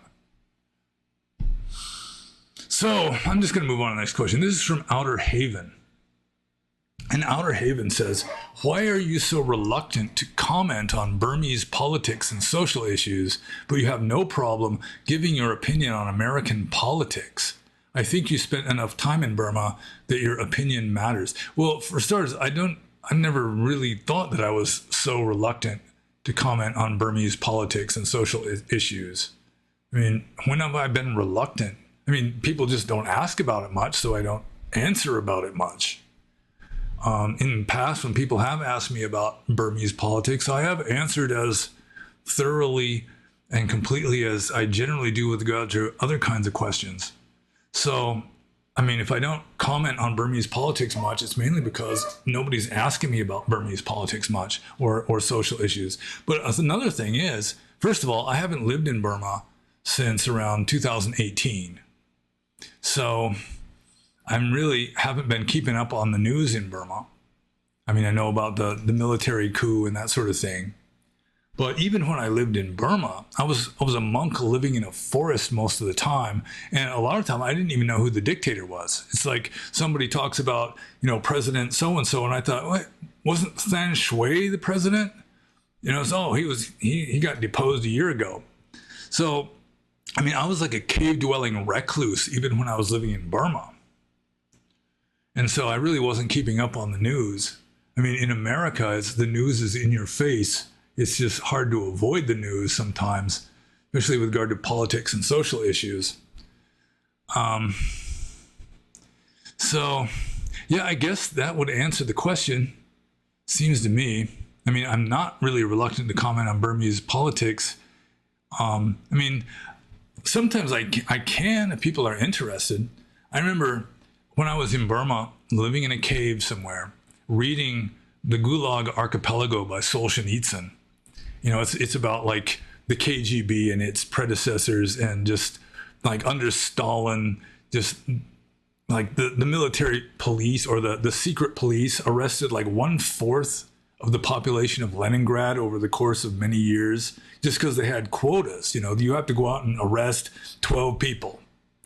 And so it's like some people, you know, they just get woken up in the middle of the night pounding on the door, and then they just disappear into like a paddy wagon and wind up at a labor camp, a gulag in Siberia somewhere. They didn't necessarily do anything wrong. They might have just, you know, like complained about the government to a friend of theirs, which turns into a conspiracy to overthrow the government, that kind of thing. But anyways, when I read The Gulag Archipelago, living in Burma, which was a military dictatorship at the time, it made me feel good about living in Burma because, I mean, the Burmese government is bad, but it's brutal, but it's also incompetent. I mean, there's no way they could be as thoroughly bad as like the political police in the Soviet Union. I mean, they hardly have any control outside of the army bases in the bigger cities. You know, like a village in Burma is pretty much just self-contained politically.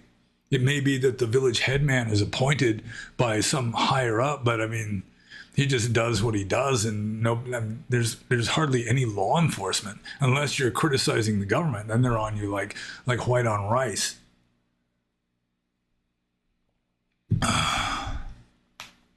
So yeah, the Burmese politics is it's definitely very different from America. Although American politics is getting closer to Burmese politics just through the amount of just sheer onslaught of propaganda.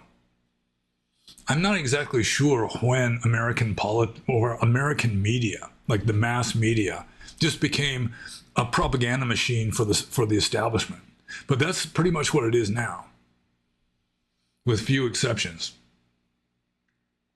But I mean, it's like that in Burma, and the way it worked in Burma was people would just get saturated with so much propaganda. They would think, well, I mean, most of it's true, but probably at least 5% of it's, I mean, most of it's false, but at least 5% of it's true. You know, it can't all be wrong. So it's like just through onslaught of propaganda, a little bit of it is like soaking in, and people are just believing it. So I guess I answered that question. So I'm just going to move on to Outer Haven's second question here, which is also, is the name of the country Myanmar or Burma? Why do you choose to call it Burma? Well, it used to be called Burma up until, what was it, around 1988? The government decided to call it Myanmar because Burma was a name given to it largely by the British colonialists, and the military government at that time was trying to scapegoat, you know, anybody they could to account for just the economic backwardness and problems of Burma. So it's like, it's not our fault. It's because of the British colonialists that screwed us over, and we've just taken us a long time to recover from it, that kind of thing. So they just changed a lot of names, like the Irrawaddy River became the Ayeyarwady, and Rangoon became Yangon, and the city of Mae Myo became Pien Uluin, that kind of thing. So the military government changed the name from Burma to Myanmar, although, I mean, it had been called Myanmar by the natives for 1,000 years, over 1,000 years. And Burma and Myanmar are both corruptions of the word Brahma. But just because the natives call it one thing doesn't mean that the official name internationally can't be something else. I mean, Japanese people don't refer to their own country as Japan. You know, it's like Nihon. Germans don't refer to their own country as Germany. They call it Deutschland. So it was mainly just like the military government just sort of reacting against the British colonialists as a way of scapegoating them, or as a symptom of scapegoating them. Because, I mean, the Burmese government, as I just mentioned, are incompetent, or as a general rule, the Burmese military government, the only thing they're fairly good at is maintaining a certain amount of order, enough order that they can stay in power. And I forgot where I was going to go with that. Oh, but like under the British regime, under the British Raj, Burma was the richest country in Southeast Asia. And then within just a few years of getting independence, it became the poorest country in Southeast Asia. And Burma should not be a poor country. It's rich in natural resources, has enough petroleum to be self-sustaining, has pretty much unexploited fisheries off the coast. It's got some of the best jade and diamond, or not diamonds, but rubies in the world. You know, it's got teak forests, it's got fertile soil, it's not grotesquely overpopulated. It should be a relatively prosperous country, but it is largely the incompetence of the government that keeps it as a fourth world country. And I don't think democracy was helping it much, because, I mean, democracy, it was just sort of opening the floodgates to all the the NGOs and feminists and capitalists and stuff wanting to swoop in and just exploit this as yet unexploited territory. Like feminists, you got like the bored wives of the leader of the NGO in Rangoon, who just sets up her own group of trying to explain to relatively healthy, happy Burmese women why they should be as fucked up and miserable as Western women.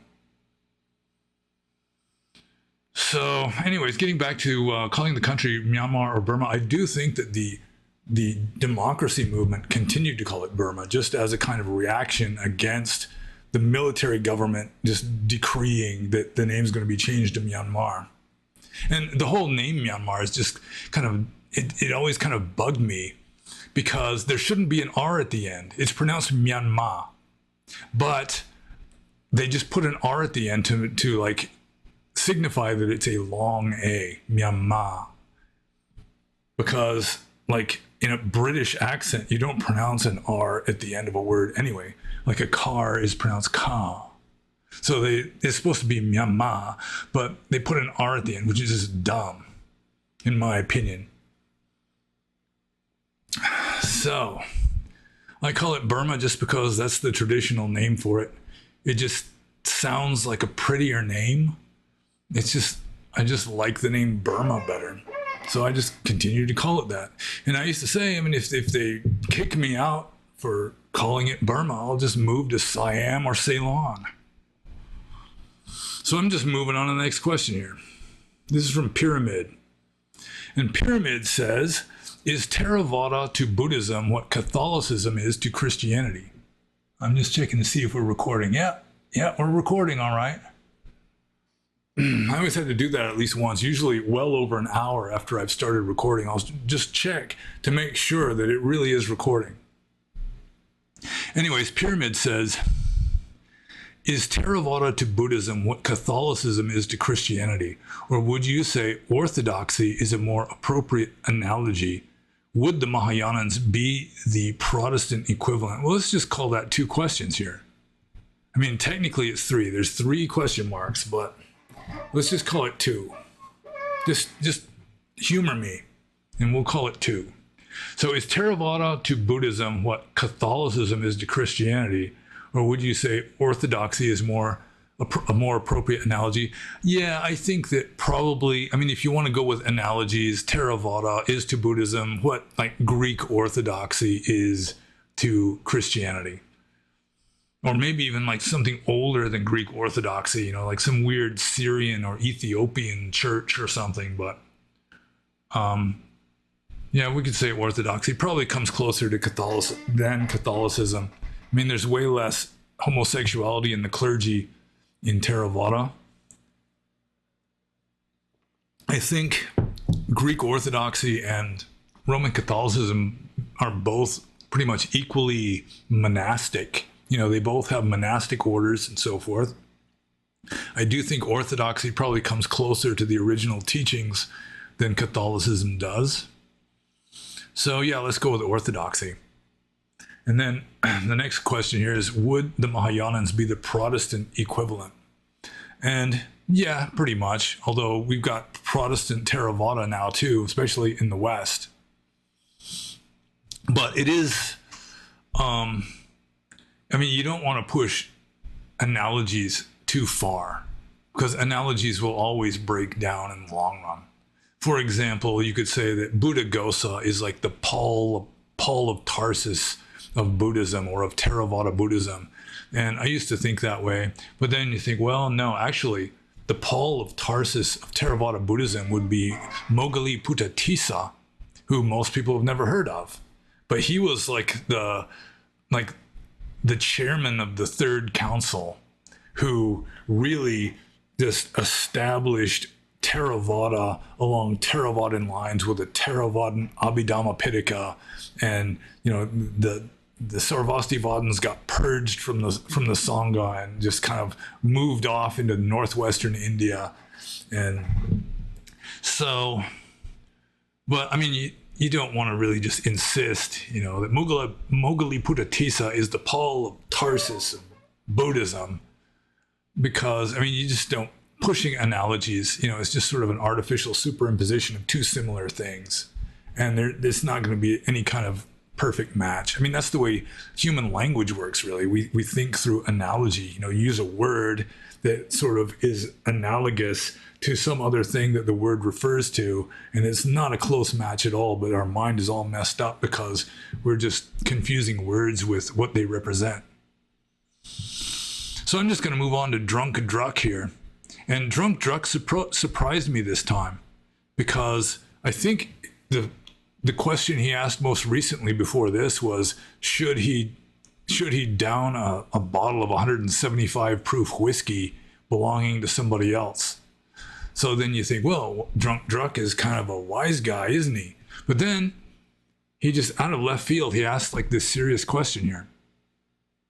And it is, what is the Buddhist perspective on gambling? I got hired as a programmer for a slot machine game manufacturer, but on the first day I decided to not do it, partly because it didn't feel right to work in a business whose sole purpose is to make you addicted to spending money on false hope. Would it be immoral to directly participate in an industry that is addictive and harmful to many people's lives? Well, gambling is frowned upon in Buddhism. I don't think it's really breaking a precept necessarily, but it does say in the text that gambling is conducive to suffering. That, you know, it's just a bad habit and a wise person shouldn't do it. And I mean, like playing the stock market is kind of gambling too. I mean, if you look at it, I mean, just pretty much going outside is a gamble because you don't know if you're going to get struck by lightning or something.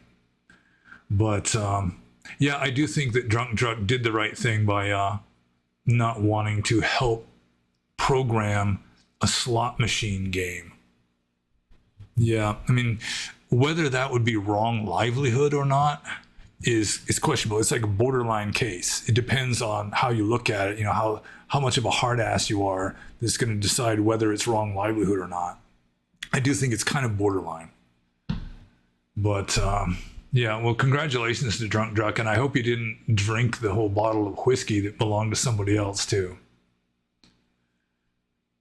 But yeah, I mean, video games is kind of weird. I mean, a slot machine game, you're probably spending real money. So yeah, that would be real gambling. Whereas if you're making a violent video game where you're shooting people and killing people, at the very least, you're not really shooting and killing any real sentient beings. And like the convenient app I got on my phone that allows me to kill zombies. I mean, zombies really are not sentient beings, so it's okay. Even if they're real zombies, I think it's still okay. I don't think it would be violating any precept. And zombies, I mean, they're not good. Fast zombies are way worse than slow zombies, though, I have to admit. So let's see here. Yeah. Would it be immoral to directly participate in an industry that is addictive and harmful to many people's lives? It depends on your own mental states. I mean, that's like one of the prevailing themes of my Q&A videos is, you know, would such and such an action be moral or immoral? And it depends on your mental states, because two people can do exactly the same physical action. One person is doing something moral, the other person is doing something immoral, even though they did exactly the same action because their motives were different. And then one time I asked one of my teachers, this was back when I was very junior monk, I might not have even been ordained yet, where I asked somebody, I mean, is it worse to do something wrong knowing that it's wrong, or is it worse to do something wrong not knowing that it's wrong? And he gave me the interesting answer that it's actually worse to do something wrong not knowing that it's wrong. It's actually better to do something wrong when you know that it's wrong. And the example he gave, the analogy, if you will, is that if you're going to pick something up that is hot, if you know that it's hot, you'll pick it up more gently. You know, you won't burn yourself as bad. Whereas if you don't know that it's hot, you'll just grab right onto it and just burn your whole hand instead of just your fingertips or whatever. So that's something to consider, I guess. How well it applies to Drunk Druck's situation here, I'm not sure though. But something reminded me of that. And so I just said it. I just blurted it right out, didn't I? So, yeah, I mean, when in doubt, don't do it. If you're like tempted, or there's a situation where you are expected, or you're invited or able to do something, and it just seems not quite right to you, you're not exactly sure if it's immoral or not, but you can't really say. If possible, it's better just to avoid it. I mean, you're better off avoiding it, even though no harm would have been done, than to just dive right into it and just fuck yourself up. So good luck to drunk Druck, and try to avoid programming unwholesome kind of games. And I'm just going to move on to the next question, which is from Wayne. And Wayne says, there are 227 rules for the monks. If all the minor rules were eliminated, in your view, how many estimated major rules will there be left? Well, first of all, I'd say there's a heck of a lot more than 227 rules. That's just the Patimokkha rules. But outside of the Patimokkha, there's probably another 2,000 rules. Like the rule that says a monk has to shave his head isn't one of the 227. That's one of the outside rules. But let's just say, for the sake of argument, that we're referring to the Patimokkha here. The 227 rules of the Patimokkha. So if all the minor rules, the lesser and minor rules, were eliminated, well, this was a debate that came up at the first council right after the Buddha died. So the story goes that the Buddha, before he died, told his attendant Ananda, whose name was also Gautama because they belonged to the same clan. Sometimes the Buddha referred to Ananda as Gautama.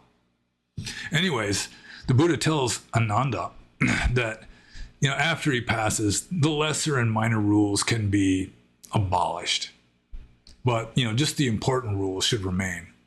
And Ananda actually caught hell at the first council because he didn't ask the Buddha to specify. Because at the first council, you had 500 arahants, 500 enlightened beings, and for some reason they could not agree on what the lesser and minor rules were. And according to the canonical history of the first council, some of these arahants thought that only the 4 parajika rules are important. All the rest is lesser and minor, which would mean that you could tell lies, you could talk dirty to women, you drink alcohol, you could kill animals, and all that would be okay because those are not among the 4 parajika rules.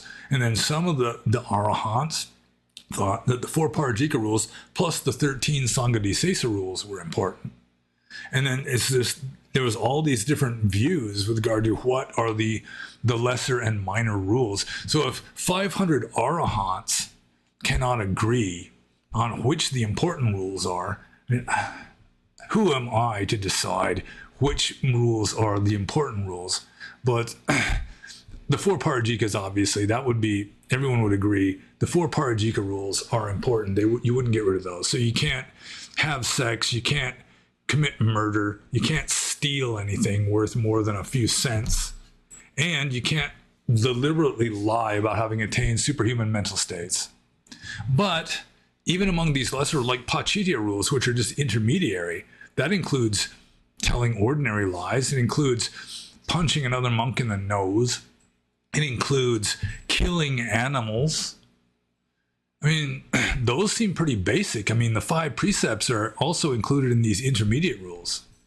So I don't think it's really a matter of the category of offense. Like Sanghadisesa, which is the second most grave level of offense, includes relatively trivial rules. Like you're going to build a hut for yourself.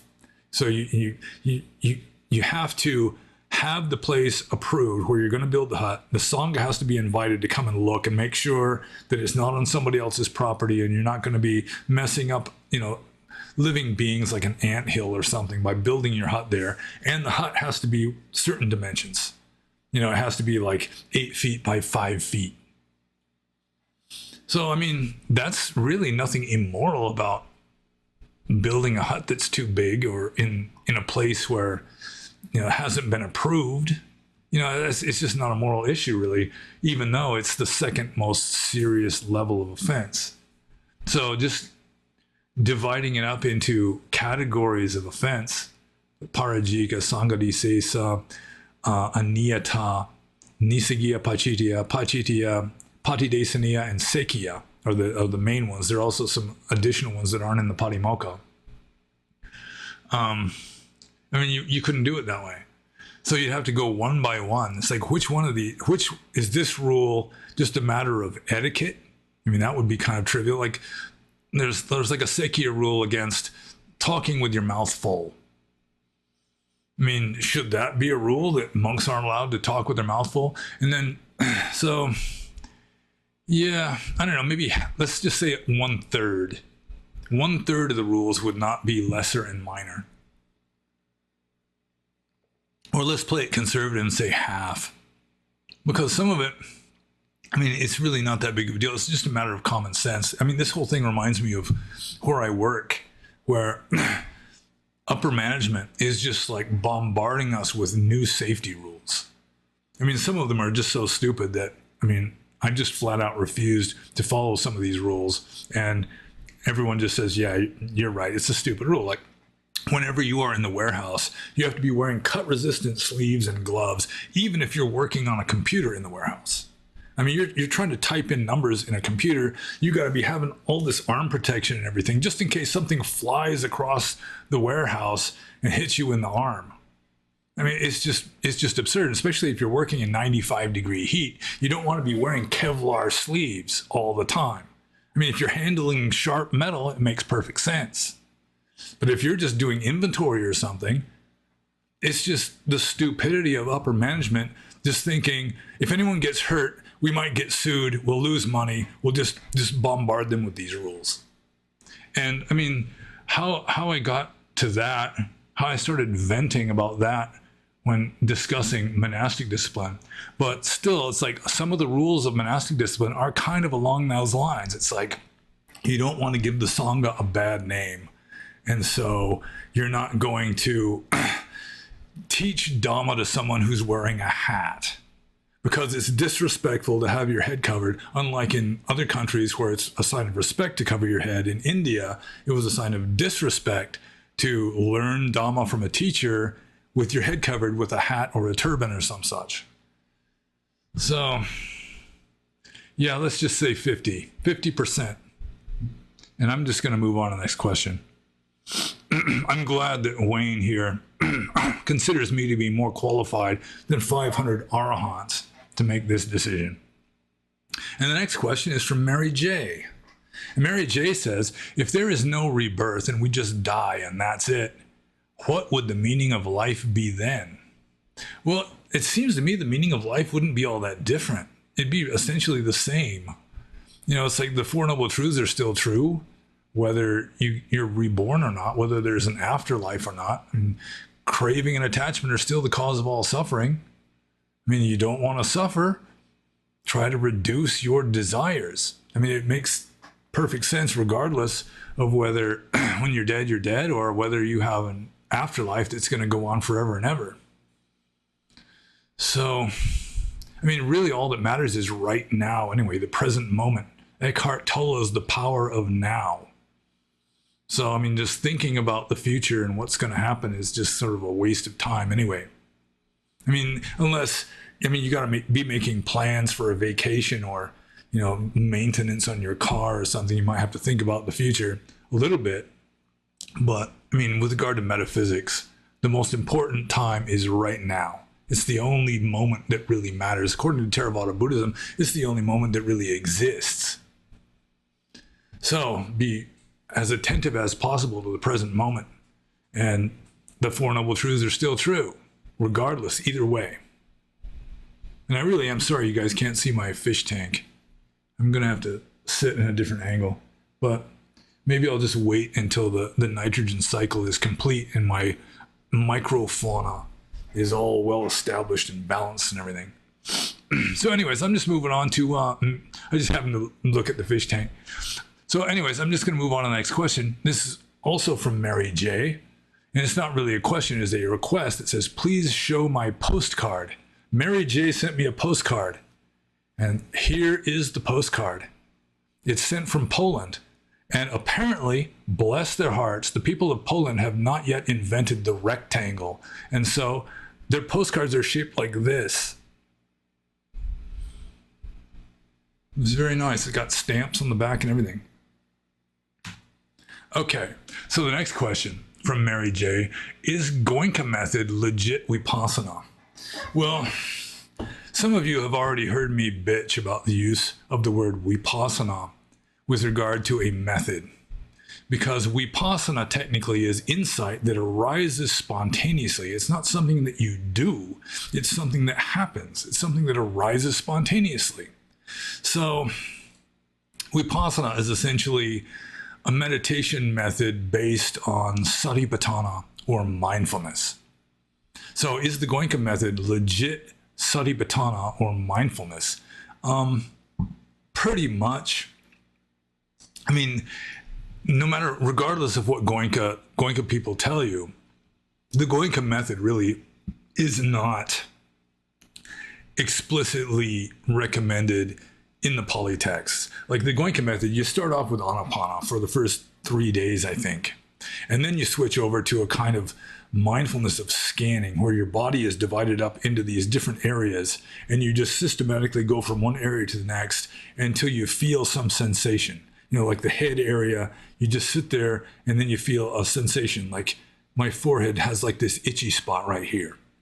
So then, and then after you've noted that, you move on to the next body area. And I've never done the Goenka method. This is, I might be somewhat mistaken here, but this is what I've been told is how it works.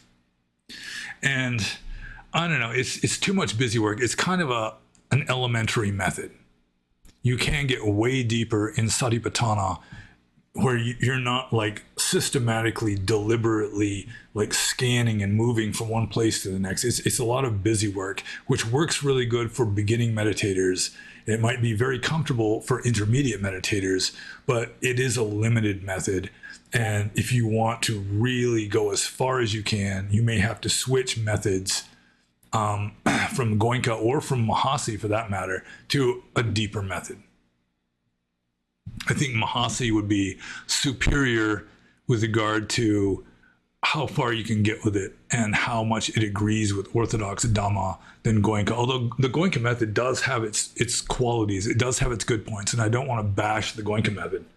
I mean, for starters, they really emphasize like regular meditation, like 2 hours a day at least, keeping 5 precepts, that kind of thing, which a lot of Vipassana, like spirit rockism and so forth. I mean, it's definitely superior to spirit rockism, in my opinion.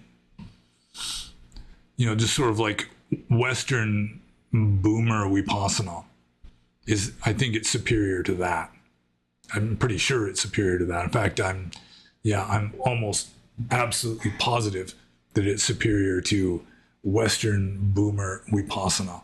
Vipassana in parentheses, because I don't like using the word for a meditation method.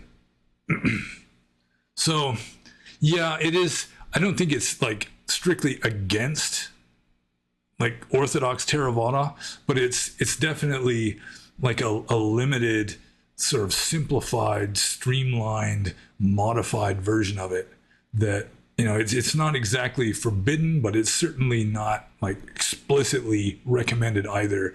But it's okay. It's better than most that you're going to find. Let's just put it that way. Although if you do find some, like a Burmese meditation master who's teaching like the Mahasi method at a retreat, you might get better results there than at a Goenka retreat. But Goenka retreats have changed people's lives, so I really do not want to badmouth the Goenka method or Goenka meditation methods, that sort of thing. And I'm just going to move on to the next question, which is from Yuga'u. And Yuga'u has gone a little bit surreal in these 3 questions. I'm not exactly sure why. But Yuga'u's first question is, I explain and say the reasons why, and they say they understand, but still want me to be their way. Do they really understand? And I'm guessing no. I mean, I've had people say they understand what I'm saying. They really liked my essay about such and such. And then they'll say, I really like the part where you were saying this that I never actually said. So some people will think they understand and still not understand. And I think that's just inevitable when humans communicate, that you're never going to fully get what the other person is saying, because, I mean, words really are trying to convey something else. And the way you convey those words would be, the way you interpret those words are going to be different from the way they meant those words. It might be just slight little differences, but still, you're never going to completely get it unless you're just really talking about something really simple that you're in complete agreement on anyway. Maybe not even then. So I guess I answered that. So I'm going to move on to the next surreal question here. Don't you think you know a little too much for your own good? Well, you can never really know too much reality. And then what isn't reality isn't really knowledge anyway. So I do have a lot of information in my head, I suppose. But sharing it with people does seem to be appreciated and maybe even helpful to other people. So I guess I've got just the right amount. I mean, I don't want to complain, say, oh, I know too much, or I don't know enough either. Just, I mean, it is what it is. It's all good, I guess. So then Yuga-U's next question technically is 3 questions. And it is as follows. Is it safe? Is it safe? Is it safe? And I don't know, is this like a reference to the old Dustin Hoffman movie, The Marathon Man, where some guy named, what was his name? He was like a German, he was like a Nazi dentist played by Olivier, Sir Laurence Olivier. And that was it. He grabs Dustin Hoffman, the character played by Dustin Hoffman. He keeps saying, is it safe? Is it safe? Dustin Hoffman has no idea what he's talking about. And I have no idea what Yuga-U is talking about. So I'm glad that Yuga-U isn't the dentist who's like torturing me right now. Thank you, Yuga-U, for not being a Nazi dentist. But is it safe? I don't even know. In the movie, it was some sort of diamonds. It was a big bag of diamonds, pretty sure. But Dustin Hoffman didn't know that. Anyway, I'm moving on to the next question now. This is from Anthony. And Anthony says, I like how you go into detail with your answers, but speaking of not inhaling, what is your opinion of Bill Clinton? So this is sort of like a prolonged series of back and forth here, because somebody asked me about, I don't even remember what they were asking me about, but the answer involved me skipping school in 4th grade with my stepbrother Chucky, and we smoked cigarettes that we stole from his dad, and I didn't inhale. And then somebody in the next Q&A asked me if that was a reference to Bill Clinton, like it was some kind of joke. But no, really, I didn't inhale. But now we've gotten to this. So what is your opinion on Bill Clinton? I assume you were in Burma during his presidency. Did you ever hear about the Lewinsky scandal and his impeachment? Do you think he should have been forced to resign? Okay, yeah, I did miss out on Bill Clinton. I think George Bush the First was president when I left America, when I became a monk and then went off to Burma. And Bill Clinton took over shortly after that. But let's see. Did I ever hear about the Lewinsky scandal? Yeah, I heard about Monica Lewinsky. About how she was like giving him oral pleasure in the Oval Office while he's talking on the phone to some foreign dignitary, that kind of thing. And then it was like the whole cigar thing. I heard about that. So, do you think he should have been forced to resign? No, I don't think so. I mean, what was worse than him messing around with some woman as president was lying about it. I mean, that was worse. When he's like being interrogated or questioned or whatever, and he's just lying his ass off, that was worse than him messing around with some woman as president. I mean, as a husband, yeah, he was a worse husband than he was a president. America was relatively prosperous under Clinton, if I remember correctly. I mean, I didn't see much of it because I was gone.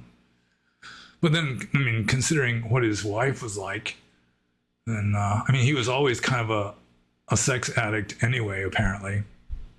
But then again, so was like Kennedy and any number of other presidents. So, I mean, for presidents to be messing around with bimbos in the White House, I mean, that's Bill Clinton didn't invent that.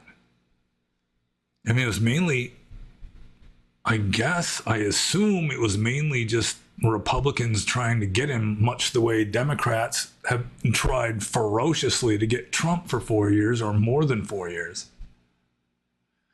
So, let's see. My opinion of Bill Clinton.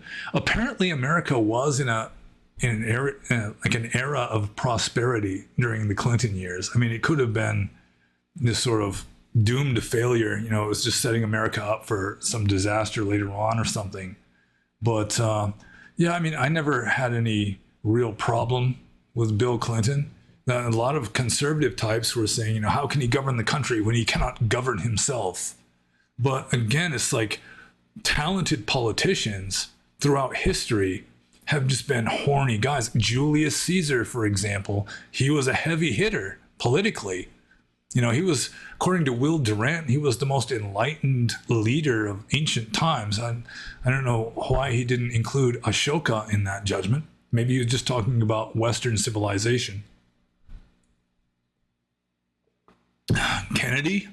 I mean, Kennedy had women coming out of the White House that were much more experienced in life when they were leaving than when they came in. So, yeah, with just regard to that, I mean, it doesn't have any bearing necessarily on how well he is able to govern the country. So messing around with some chick in the Oval Office, I mean, so long as he is still leading the country effectively and well otherwise, I don't really see a problem. I'm like, there was somebody in the YouTube comments who was talking about Donald Trump. And it's like, and I've talked with other people that were like this who think that Donald Trump is just disqualified from being a president because he is vulgar, essentially. And just, I mean, there's elaborations on the word vulgar. But in reaction to this, I mean, years ago, I wrote an essay about people in history who went down with the name The Great. You know, they got this title of The Great, you know, because they were considered to be great leaders. And most of them were narcissistic, ruthless badasses who nevertheless were patriotic and wanted their country to be successful. And Donald Trump is like that. I mean, he's definitely like an egotist, and he's a ruthless badass, not nearly as much of a ruthless badass as a lot of these leaders of the past called the Great. And he has enough sense that he's kind of an egotist, so he wants to go down in history as one of the greatest of American presidents. So he's naturally trying to make America great again. And the people in favor of managed decline for America, globalist establishment in general, they can't stand that, and so they're just trying to destroy him in any way they can, apparently even with regard to trying to kill him. But Trump is the bad guy for some reason. But like Valentinian the Great, he's a good example. I mean, he was a good emperor, actually. I mean, it wasn't he himself who started calling himself the Great. It was other people started calling himself the Great, probably after he died. So they were in no danger of getting punished for not calling him that. And I mean, he really did try to do what was right for the country, but at the same time, he was kind of a psychopath. And he would have people tortured to death, put to death for just the slightest mistakes. I mean, he would entertain himself by feeding his enemies to bears. He had these 2 brown bears that he kept outside of his bedroom, and he'd feed people to them and just sit there and like, he just liked watching them getting torn apart and eaten. And it was like the day that he died, he had like a stroke after bellowing in rage at some messenger. And then, but before that happened, it was like he was getting onto his horse And the horse kind of shied when he was trying to get on. He immediately, he just said, you know, the groom that was holding that horse should have his hand chopped off. And fortunately for the groom that was holding the horse, you know, the centurion or whoever was in charge of like inflicting discipline, so to speak, just kind of put it off and wasn't rushing the job. And then Valentinian died of the stroke after bellowing in rage at somebody and dropped dead. But I mean, he was he was a really good general, and he kept Rome like above water. Rome was in trouble. Rome was in decline at that point. I mean, he was doing his best to strengthen Rome. And then according to Gibbon, in his Decline and Fall of the Roman Empire, the fall of Rome happened just shortly after Valentinian the Great died. So he was sort of staving off the fall to some degree. So whether like a leader is a saint or not, I mean, you'd probably be better off without a saint as your leader. Someone who's never going to like have wars, you know, they're just going to forgive all the criminals, that kind of thing. I mean, you don't want that. You want a ruthless badass who nevertheless is a patriot. Whether Bill Clinton was a ruthless badass or not, though, I don't know. So again, I've kind of wandered away from the actual question just to go on some little political rant, I guess. Let's see. What is my opinion of Bill Clinton? Yeah, I really didn't have a whole lot of opinion of him. My father really liked him. He was a Democrat, a Union Democrat. And, you know, there are all these articles about how the economy was booming under Clinton. Anybody who wanted a job had one under Clinton. So, yeah, him messing around with Monica Lewinsky and who was the other one? Paula Jones and probably many others. I mean, so long as it didn't interfere with him leading the country effectively, then, I mean, it was a moral issue, you know, between him and his maker or whatever. And I'm really not really concerned with that. And just as I'm not concerned with Trump calling people names. So I'm just going to move on to the next question. This is from the Proto-Pseudo-Monk. And the Proto-Pseudo-Monk usually gives little headings or titles to his questions. And the first title is Definition of Non-Duality. So the Proto-Pseudo-Monk says, can you please define what is non-duality? What does it mean that reality is non-dual? And then in parentheses, he's got, I think I asked for past Q&A in a miscellaneous comment section, so it probably got lost. Yeah, some people will ask questions under like old Q&As that I don't even look at. So the question just gets lost. So if you want me to answer a question, it is helpful to include it under the most recent Q&A. So the definition of non-duality, the way the perceptive mind, the perceptual mind works, the way samsara works is through duality. It's like the opposition of opposites. So it's like a contrast of opposites. That's how perception creates this world.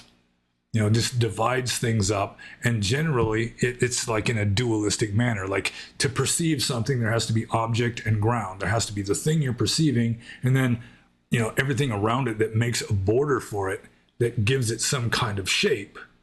You can't have a formless thing, really. So let's see, non-duality. Yeah, it's just non-perceptual, really.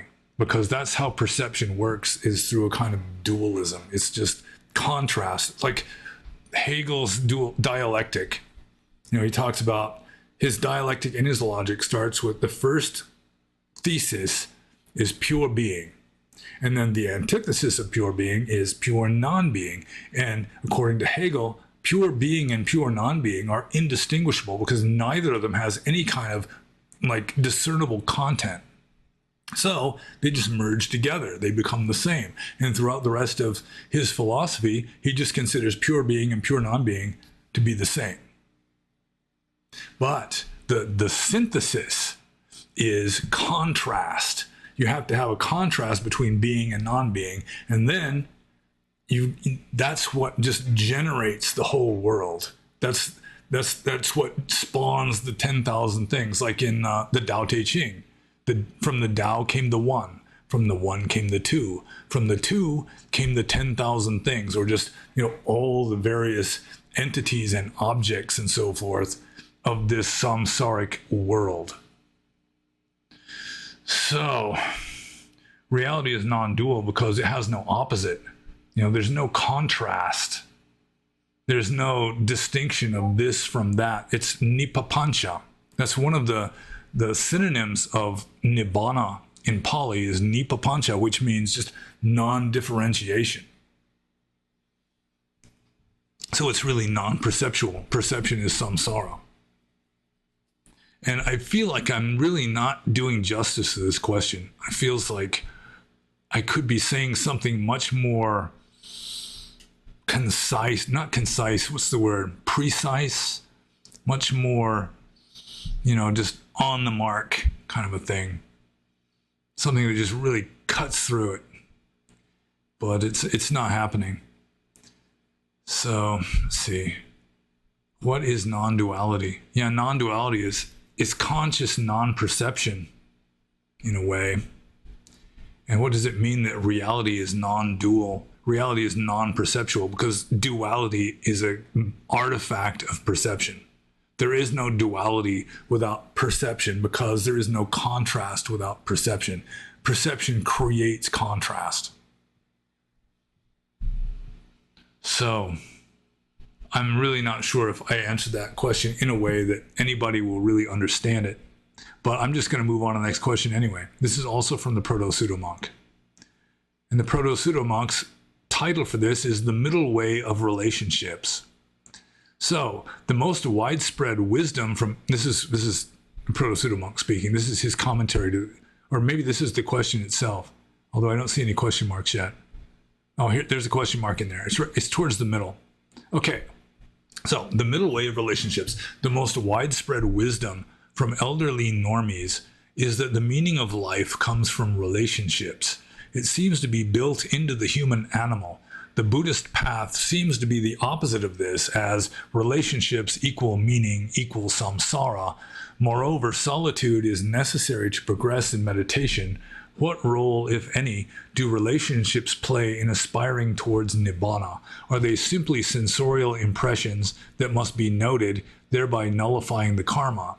If so, one's stance on people in general becomes one of avoiding.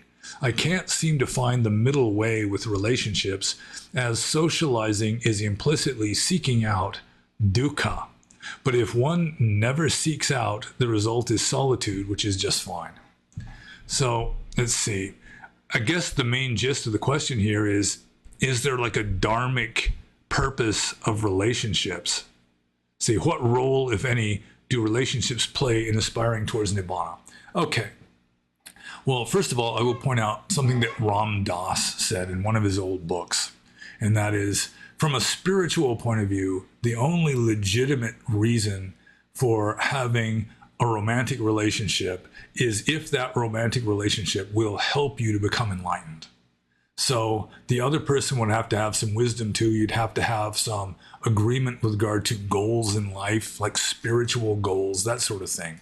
That's what Ram Dass said about it. But also, just from my own experience, it seems to me that you can learn a hell of a lot about yourself in a relationship. You can self-awareness. I mean, it's just thrust upon you. You may be beaten over the head with self-awareness, because if you're living in solitude, you can develop all these quirks, all these idiosyncrasies that just seem normal to you, and you're just kind of stuck that way. But if you're interacting with somebody else, I mean, it could be a wise teacher, the Kalyana Mita, like in the text, or it can be your wife, then, I mean, she's going to be pointing out stuff about yourself and just sort of triggering you. I mean, women are masters at triggering guys. They know how to push them buttons. And so long as you are just getting your buttons pushed, then obviously you got work you still have to do. I mean, I'm not sure if I'm doing this justice either, but it's like when you're interacting with another person, they're like a mirror, and you're sort of getting your own reflection back at you, and you're getting the person that's it's your karma to get anyway. And so, I mean, for me, being in a relationship from a spiritual dharmic point of view, the main benefit is that you are getting this reflected feedback at you, like in a way pointing out your defects maybe, or just like blind spots or things that you wouldn't know about or care about if somebody who cared about you wasn't saying it. And there's that it's in the Proverbs in the Old Testament. It's like what, I can't remember the exact words, but it's sort of like the rebuke of a sincere friend strikes deep, or something like that, where it's like, if you've got like someone who loves you and cares about you is like rebuking you. I mean, it's obviously sincere. And I mean, you should take it seriously, even if after reflection you think, well, they're just interpreting something wrong, or they are mistaken, or whatever. Still, I mean, it's providing you with this feedback that sometimes, at least, can be very valuable to help you see yourself the way others see you. And you just learn how to get along with people. I mean, an enlightened being should be able to get along with people. And I mean, a lot of hermits, they just turn crusty. You know, they just don't like people. So, I mean, that also, it just helps you to learn how to be more human. Because if you become a hermit for spiritual reasons, let's say, I mean, you just sort of drift away from being human in some respects. And some of that is fine. I mean, it might be actually to your advantage to drift away from certain aspects of the human condition, but certain other aspects, is like I was saying, you can just turn weird and nutty if you don't have any kind of feedback from somebody else. So, hope I haven't just persuaded everybody not to have a romantic relationship. So I think I'm just going to move on to the next question. This is from Mr. Pranav. And Mr. Pranav says, could you talk about lifespan decline of humans? Do you see that lifespans are declining? Maybe over the past decade, our lifespans have gone down a bit. But I mean, this is one reason why I really cannot accept the orthodox Buddhist history or prehistory of the human race, because they're saying that we're definitely in a decline phase that has started from the beginning. From the origin of humans on this planet, we've just been in a state of steady decline. The past was better than the present. I mean, there might be little ups and downs, but as a general rule, we've been in decline since the very get-go. We were like gods who lived tens of thousands of years at the beginning, and it's going to get worse and worse and worse until our lifespan is like 10 years, and we're like cannibalizing each other. So that's what Orthodox Buddhism teaches. And I just don't believe it, because, I mean, like, the archaeological record indicates that in like prehistoric times, the people generally, I mean, the average lifespan was way shorter than today. I mean, it was like maybe 40 years if they were lucky. I mean, there's lots of infant mortality that probably is skewing the numbers farther down. But still, I mean, that's one reason why we start wearing out, you know, losing our teeth and everything, losing our vitality, our strength and all that when we're in our 40s or our 50s at the very latest. It's just, we're just designed not to live much longer than that. That's why women go through menopause around the age of 50. It's like, well, I mean, they're not expected to continue living much longer than that. And I mean, just naturally. And I mean, look at the Middle Ages, the average lifespan was probably in the 30s. So, yeah, I think that due to like medical technology especially, and karma, whatever the implications of karma are, that the lifespan has been increasing. I mean, even in the Buddhist time in ancient India, he talks about how some people reach 100 years. And in Burma, fourth world country, I met a few people that were over 100 years old.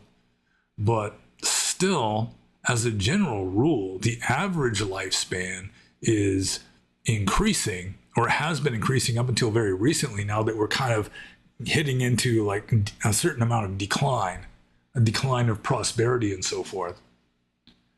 So, I mean, biologically, I don't think that, the maximum possible lifespan is increasing or decreasing. Maybe decreasing a little bit just because we're keeping all the sick people alive through artificial means, and they're having reproduction. So you're getting what I think Edward Dutton calls mutation load or something like that, which is making us stupider and weaker and sicker and all that sort of thing. But I mean, that didn't kick in until fairly recently. I mean, when you start having like a welfare state, I mean, one advantage of just ruthless dog eat dog cannibalism is, I mean, it keeps evolution going in the direction of greater adaptation, greater strength and vitality. I mean, it's harsh and cruel in certain respects. Maybe not cruel so much as just unfeeling, uncaring. But when you start taking care of everybody can have kids, including people with like genetic, diseases and so forth that they are bequeathing to their children, then, I mean, that is going to cause just sort of like the vitality of the species to go into decline. But again, that hasn't happened till modern times, well into modern times, just within the past 100 years or so. Less than 100 years, I would guess. So, do I see that lifespans are declining? Maybe for the last few decades, a little bit. But still, we're way better off than our ancestors were in the Middle Ages, or in the Stone Age, for that matter. So, I'll just move on to the next question. This is from Nature Cure. And Nature Cure says, if one person, like he's got Asian American in parentheses, if one Asian American wants to be ordained in Burma, 1, please give 3 good reasons why it is the best choice. So if you want to be ordained as a Theravada Buddhist, whether you're Asian American or not, 3 good reasons why Burma is the best choice. 1, it's probably the most devoutly Buddhist country in existence on the planet. That you can still, well, yeah, that'll be one good reason. It's just a devoutly, sincerely Buddhist culture. It's one of the last remaining wisdom cultures, so-called, on the planet. Another good reason, the climate, the flora and fauna, and to some degree just the simplicity of life of the villagers is very similar to the Ganges Valley 2,500 years ago. So you can live pretty much the way the bhikkhus lived in ancient India.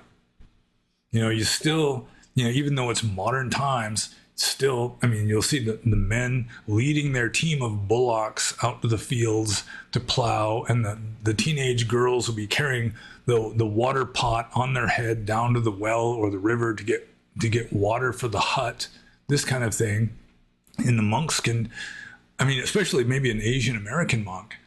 I mean, as long as you look Asian, you don't stand out so much as the suspicious looking European type foreigner, that you can just wander around and sleep under trees or wherever and go into the village with your bull and get alms. And so that would be another good reason why Burma is a good choice.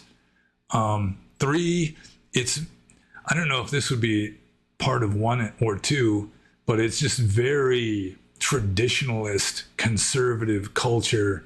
The Buddhism is going to remain relatively pure. There's not going to be a whole lot of like queering of Buddhism, that kind of thing. No rainbow flags flying over monasteries in Burma, that sort of thing.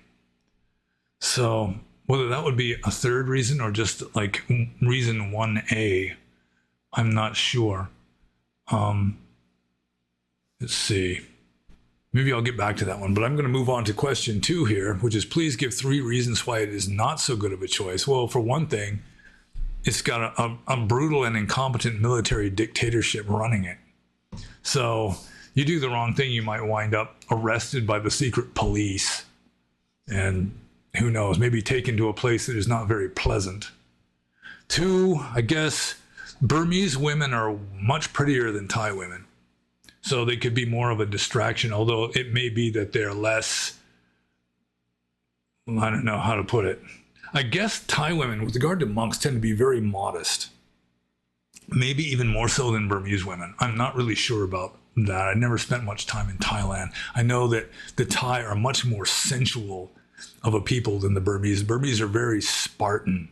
You know, it's sort of like England and France, or like Athens and Sparta, or Sparta and Athens. Burma would be like Sparta, and Thailand would be more like Athens, more sophisticated and sensual, whereas the Burmese are just stoic. You know, they'll eat food, they don't care if it tastes good or not. You know, they don't bother seasoning it or anything, they just eat it, that kind of a thing. And so, I mean, that would be a good reason, maybe a good reason to be a Buddhist there. But I'm trying to get back to the whole angle of how dangerous the women are.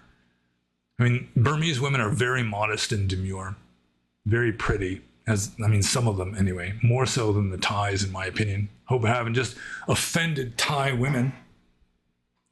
So, yeah, I mean, it could be a good reason or a bad reason, depending on how you look at it, I guess. So let's see. I mean, the main bad reason for Burma is it's governed by a brutal and incompetent military dictatorship. Another one is just the weather. The weather in Burma, you've got like different, I mean, Burma's a big, I mean, it's about the size of Texas, I think. So it's a big country, but southern Burma is just steamy, hot, and humid pretty much all year round, sort of like Bangkok, Thailand. And then upper Burma is like semi-desert, just blazing hot in the summertime. It gets kind of cool in the wintertime, and it doesn't rain much in the monsoon season. But then you've got like the mountainous area, like the Shan Plateau, where it's a relatively temperate weather there. So maybe the weather of most of Burma sucks pretty bad, but yeah, up in the hills, it can be comfortable. So again, I'm trying to come up with 3 reasons why it's not so good of a choice. And I mean, there's just one really glaring big reason why Burma might not be the best choice to be ordained, and that is the brutal and incompetent military dictatorship. So yeah, maybe that's like all 3 reasons right there. The brutal, incompetent military dictatorship. So, gosh. Yeah, I might have to get back to that one too. So anyways, Nature Cure's 3rd question is, what would be your advice to this person personally? And I assume he means with regard to where to be ordained, because I really don't know Nature Cure personally. So with regard to just generic advice, I mean, I couldn't really come up with very much without knowing the person. But with regard to wanting to be ordained in Burma, I think I'd keep an eye on, try to keep an eye on like what the political situation is in Burma. Because after that last coup that happened a few years ago, most of the Westerners in Burma just fled.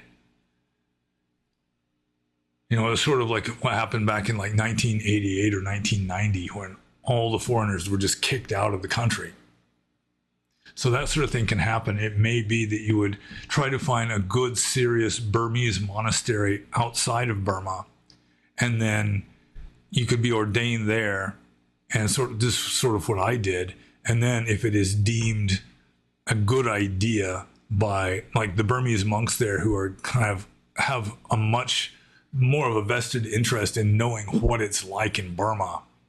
You know, they got relatives there. They're like telling them, you know, they got a pretty good pulse on the news. You know, just they know what's going on. And if they think that you'd be okay, then you could go.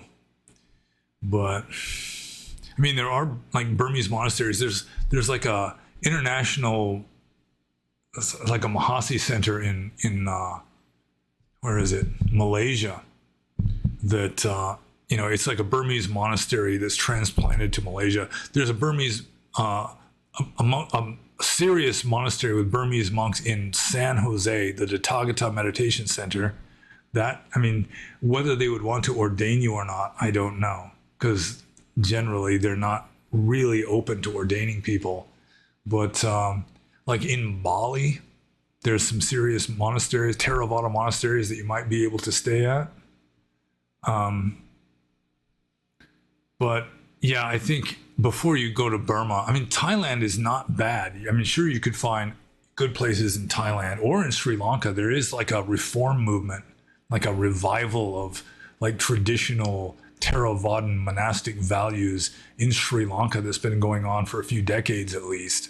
That might work too. But I mean, it's going to rely on your own karma, I think, and what you're able to find, what the world presents to you as an appropriate place for you to go to. But I would check out as much as you could, both outside of Buddhist Asia and inside of Buddhist Asia, and just check out just the options in Sri Lanka and Thailand and Burma if the military government isn't just like clamping down on foreigners.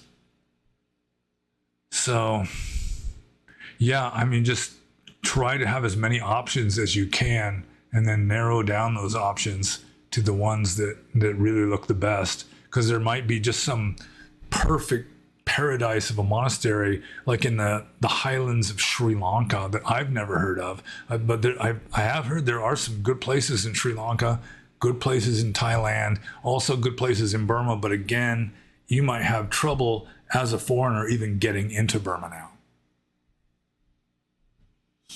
So good luck to you, though. And I trust that your merit will land you in the place where you belong. And I'm just going to move on to the next question, which is the last question. In fact, this was asked just minutes before I started this video, and this is from Arain. And Arain says, do you think the universal experience of psychedelic users seems to reinforce the truth in the Buddha's teaching of dependent co-arising or any other teachings?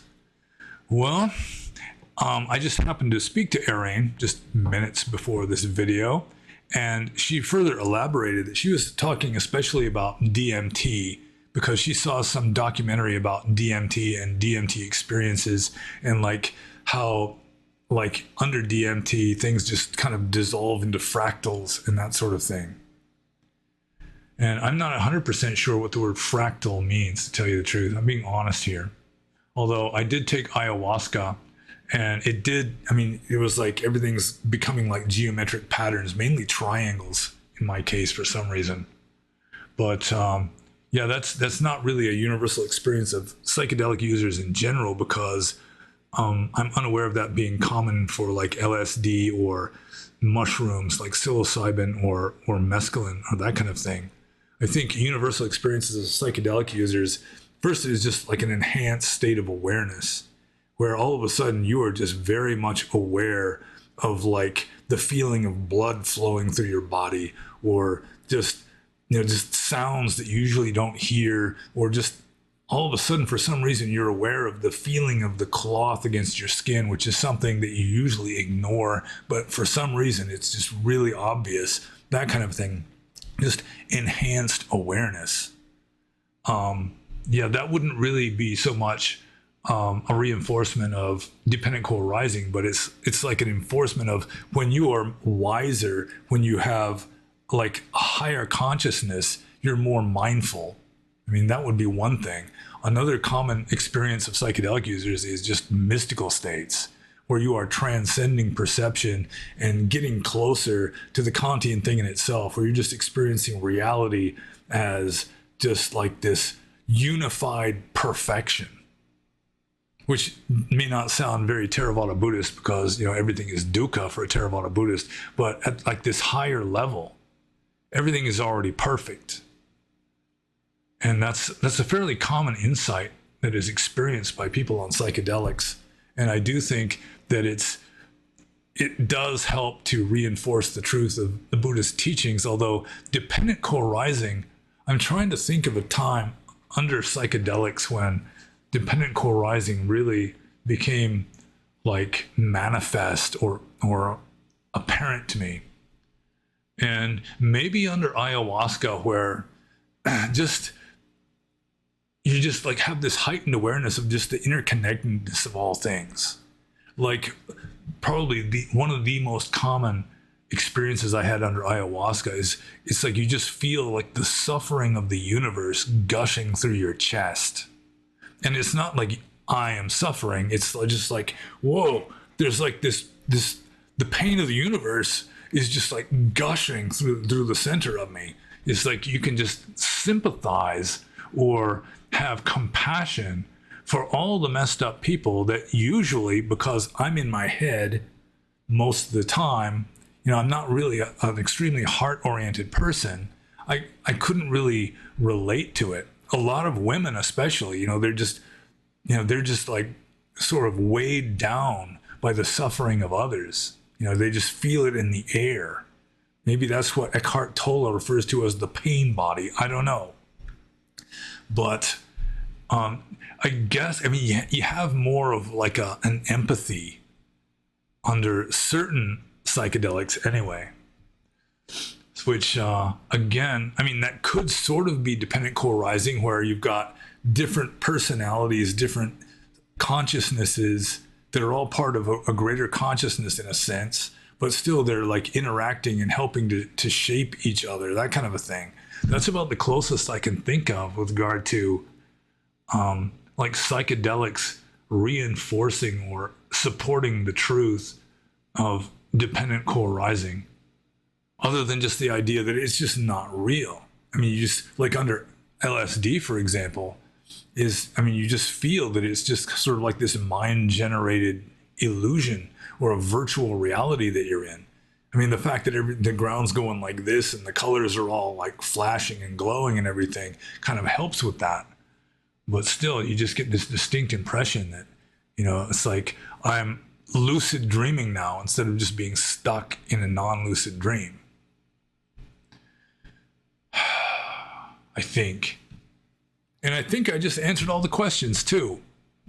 And this is, this is less than 3 hours. This is practically a short. I should put this on shorts on YouTube. If they'll even let me upload the thing, because at the beginning of this video, I did point out that we're up into well into double digits now of YouTube apparently just auto deleting some of my content just because, for the safety of the viewers, I guess. And it's all Buddhist stuff, which is weird. So if you don't see this on YouTube, then you'll see it on BitChute and Rumble anyhow. And if you like it, maybe that'll help to defend me if you guys hit the like button and subscribe if you haven't already, and leave comments. Like if you've got questions about things you think I can answer, especially about Buddhism, philosophy in general, mysticism, meditation, monasticism, me, pretty much anything that starts with M, then leave them in the comments below. And feel free to look at my URL links, which include some of the books that I keep referring to. People ask me questions and I'll say, well, it's all in that book right there. So yeah, look at the URL links too, and be happy.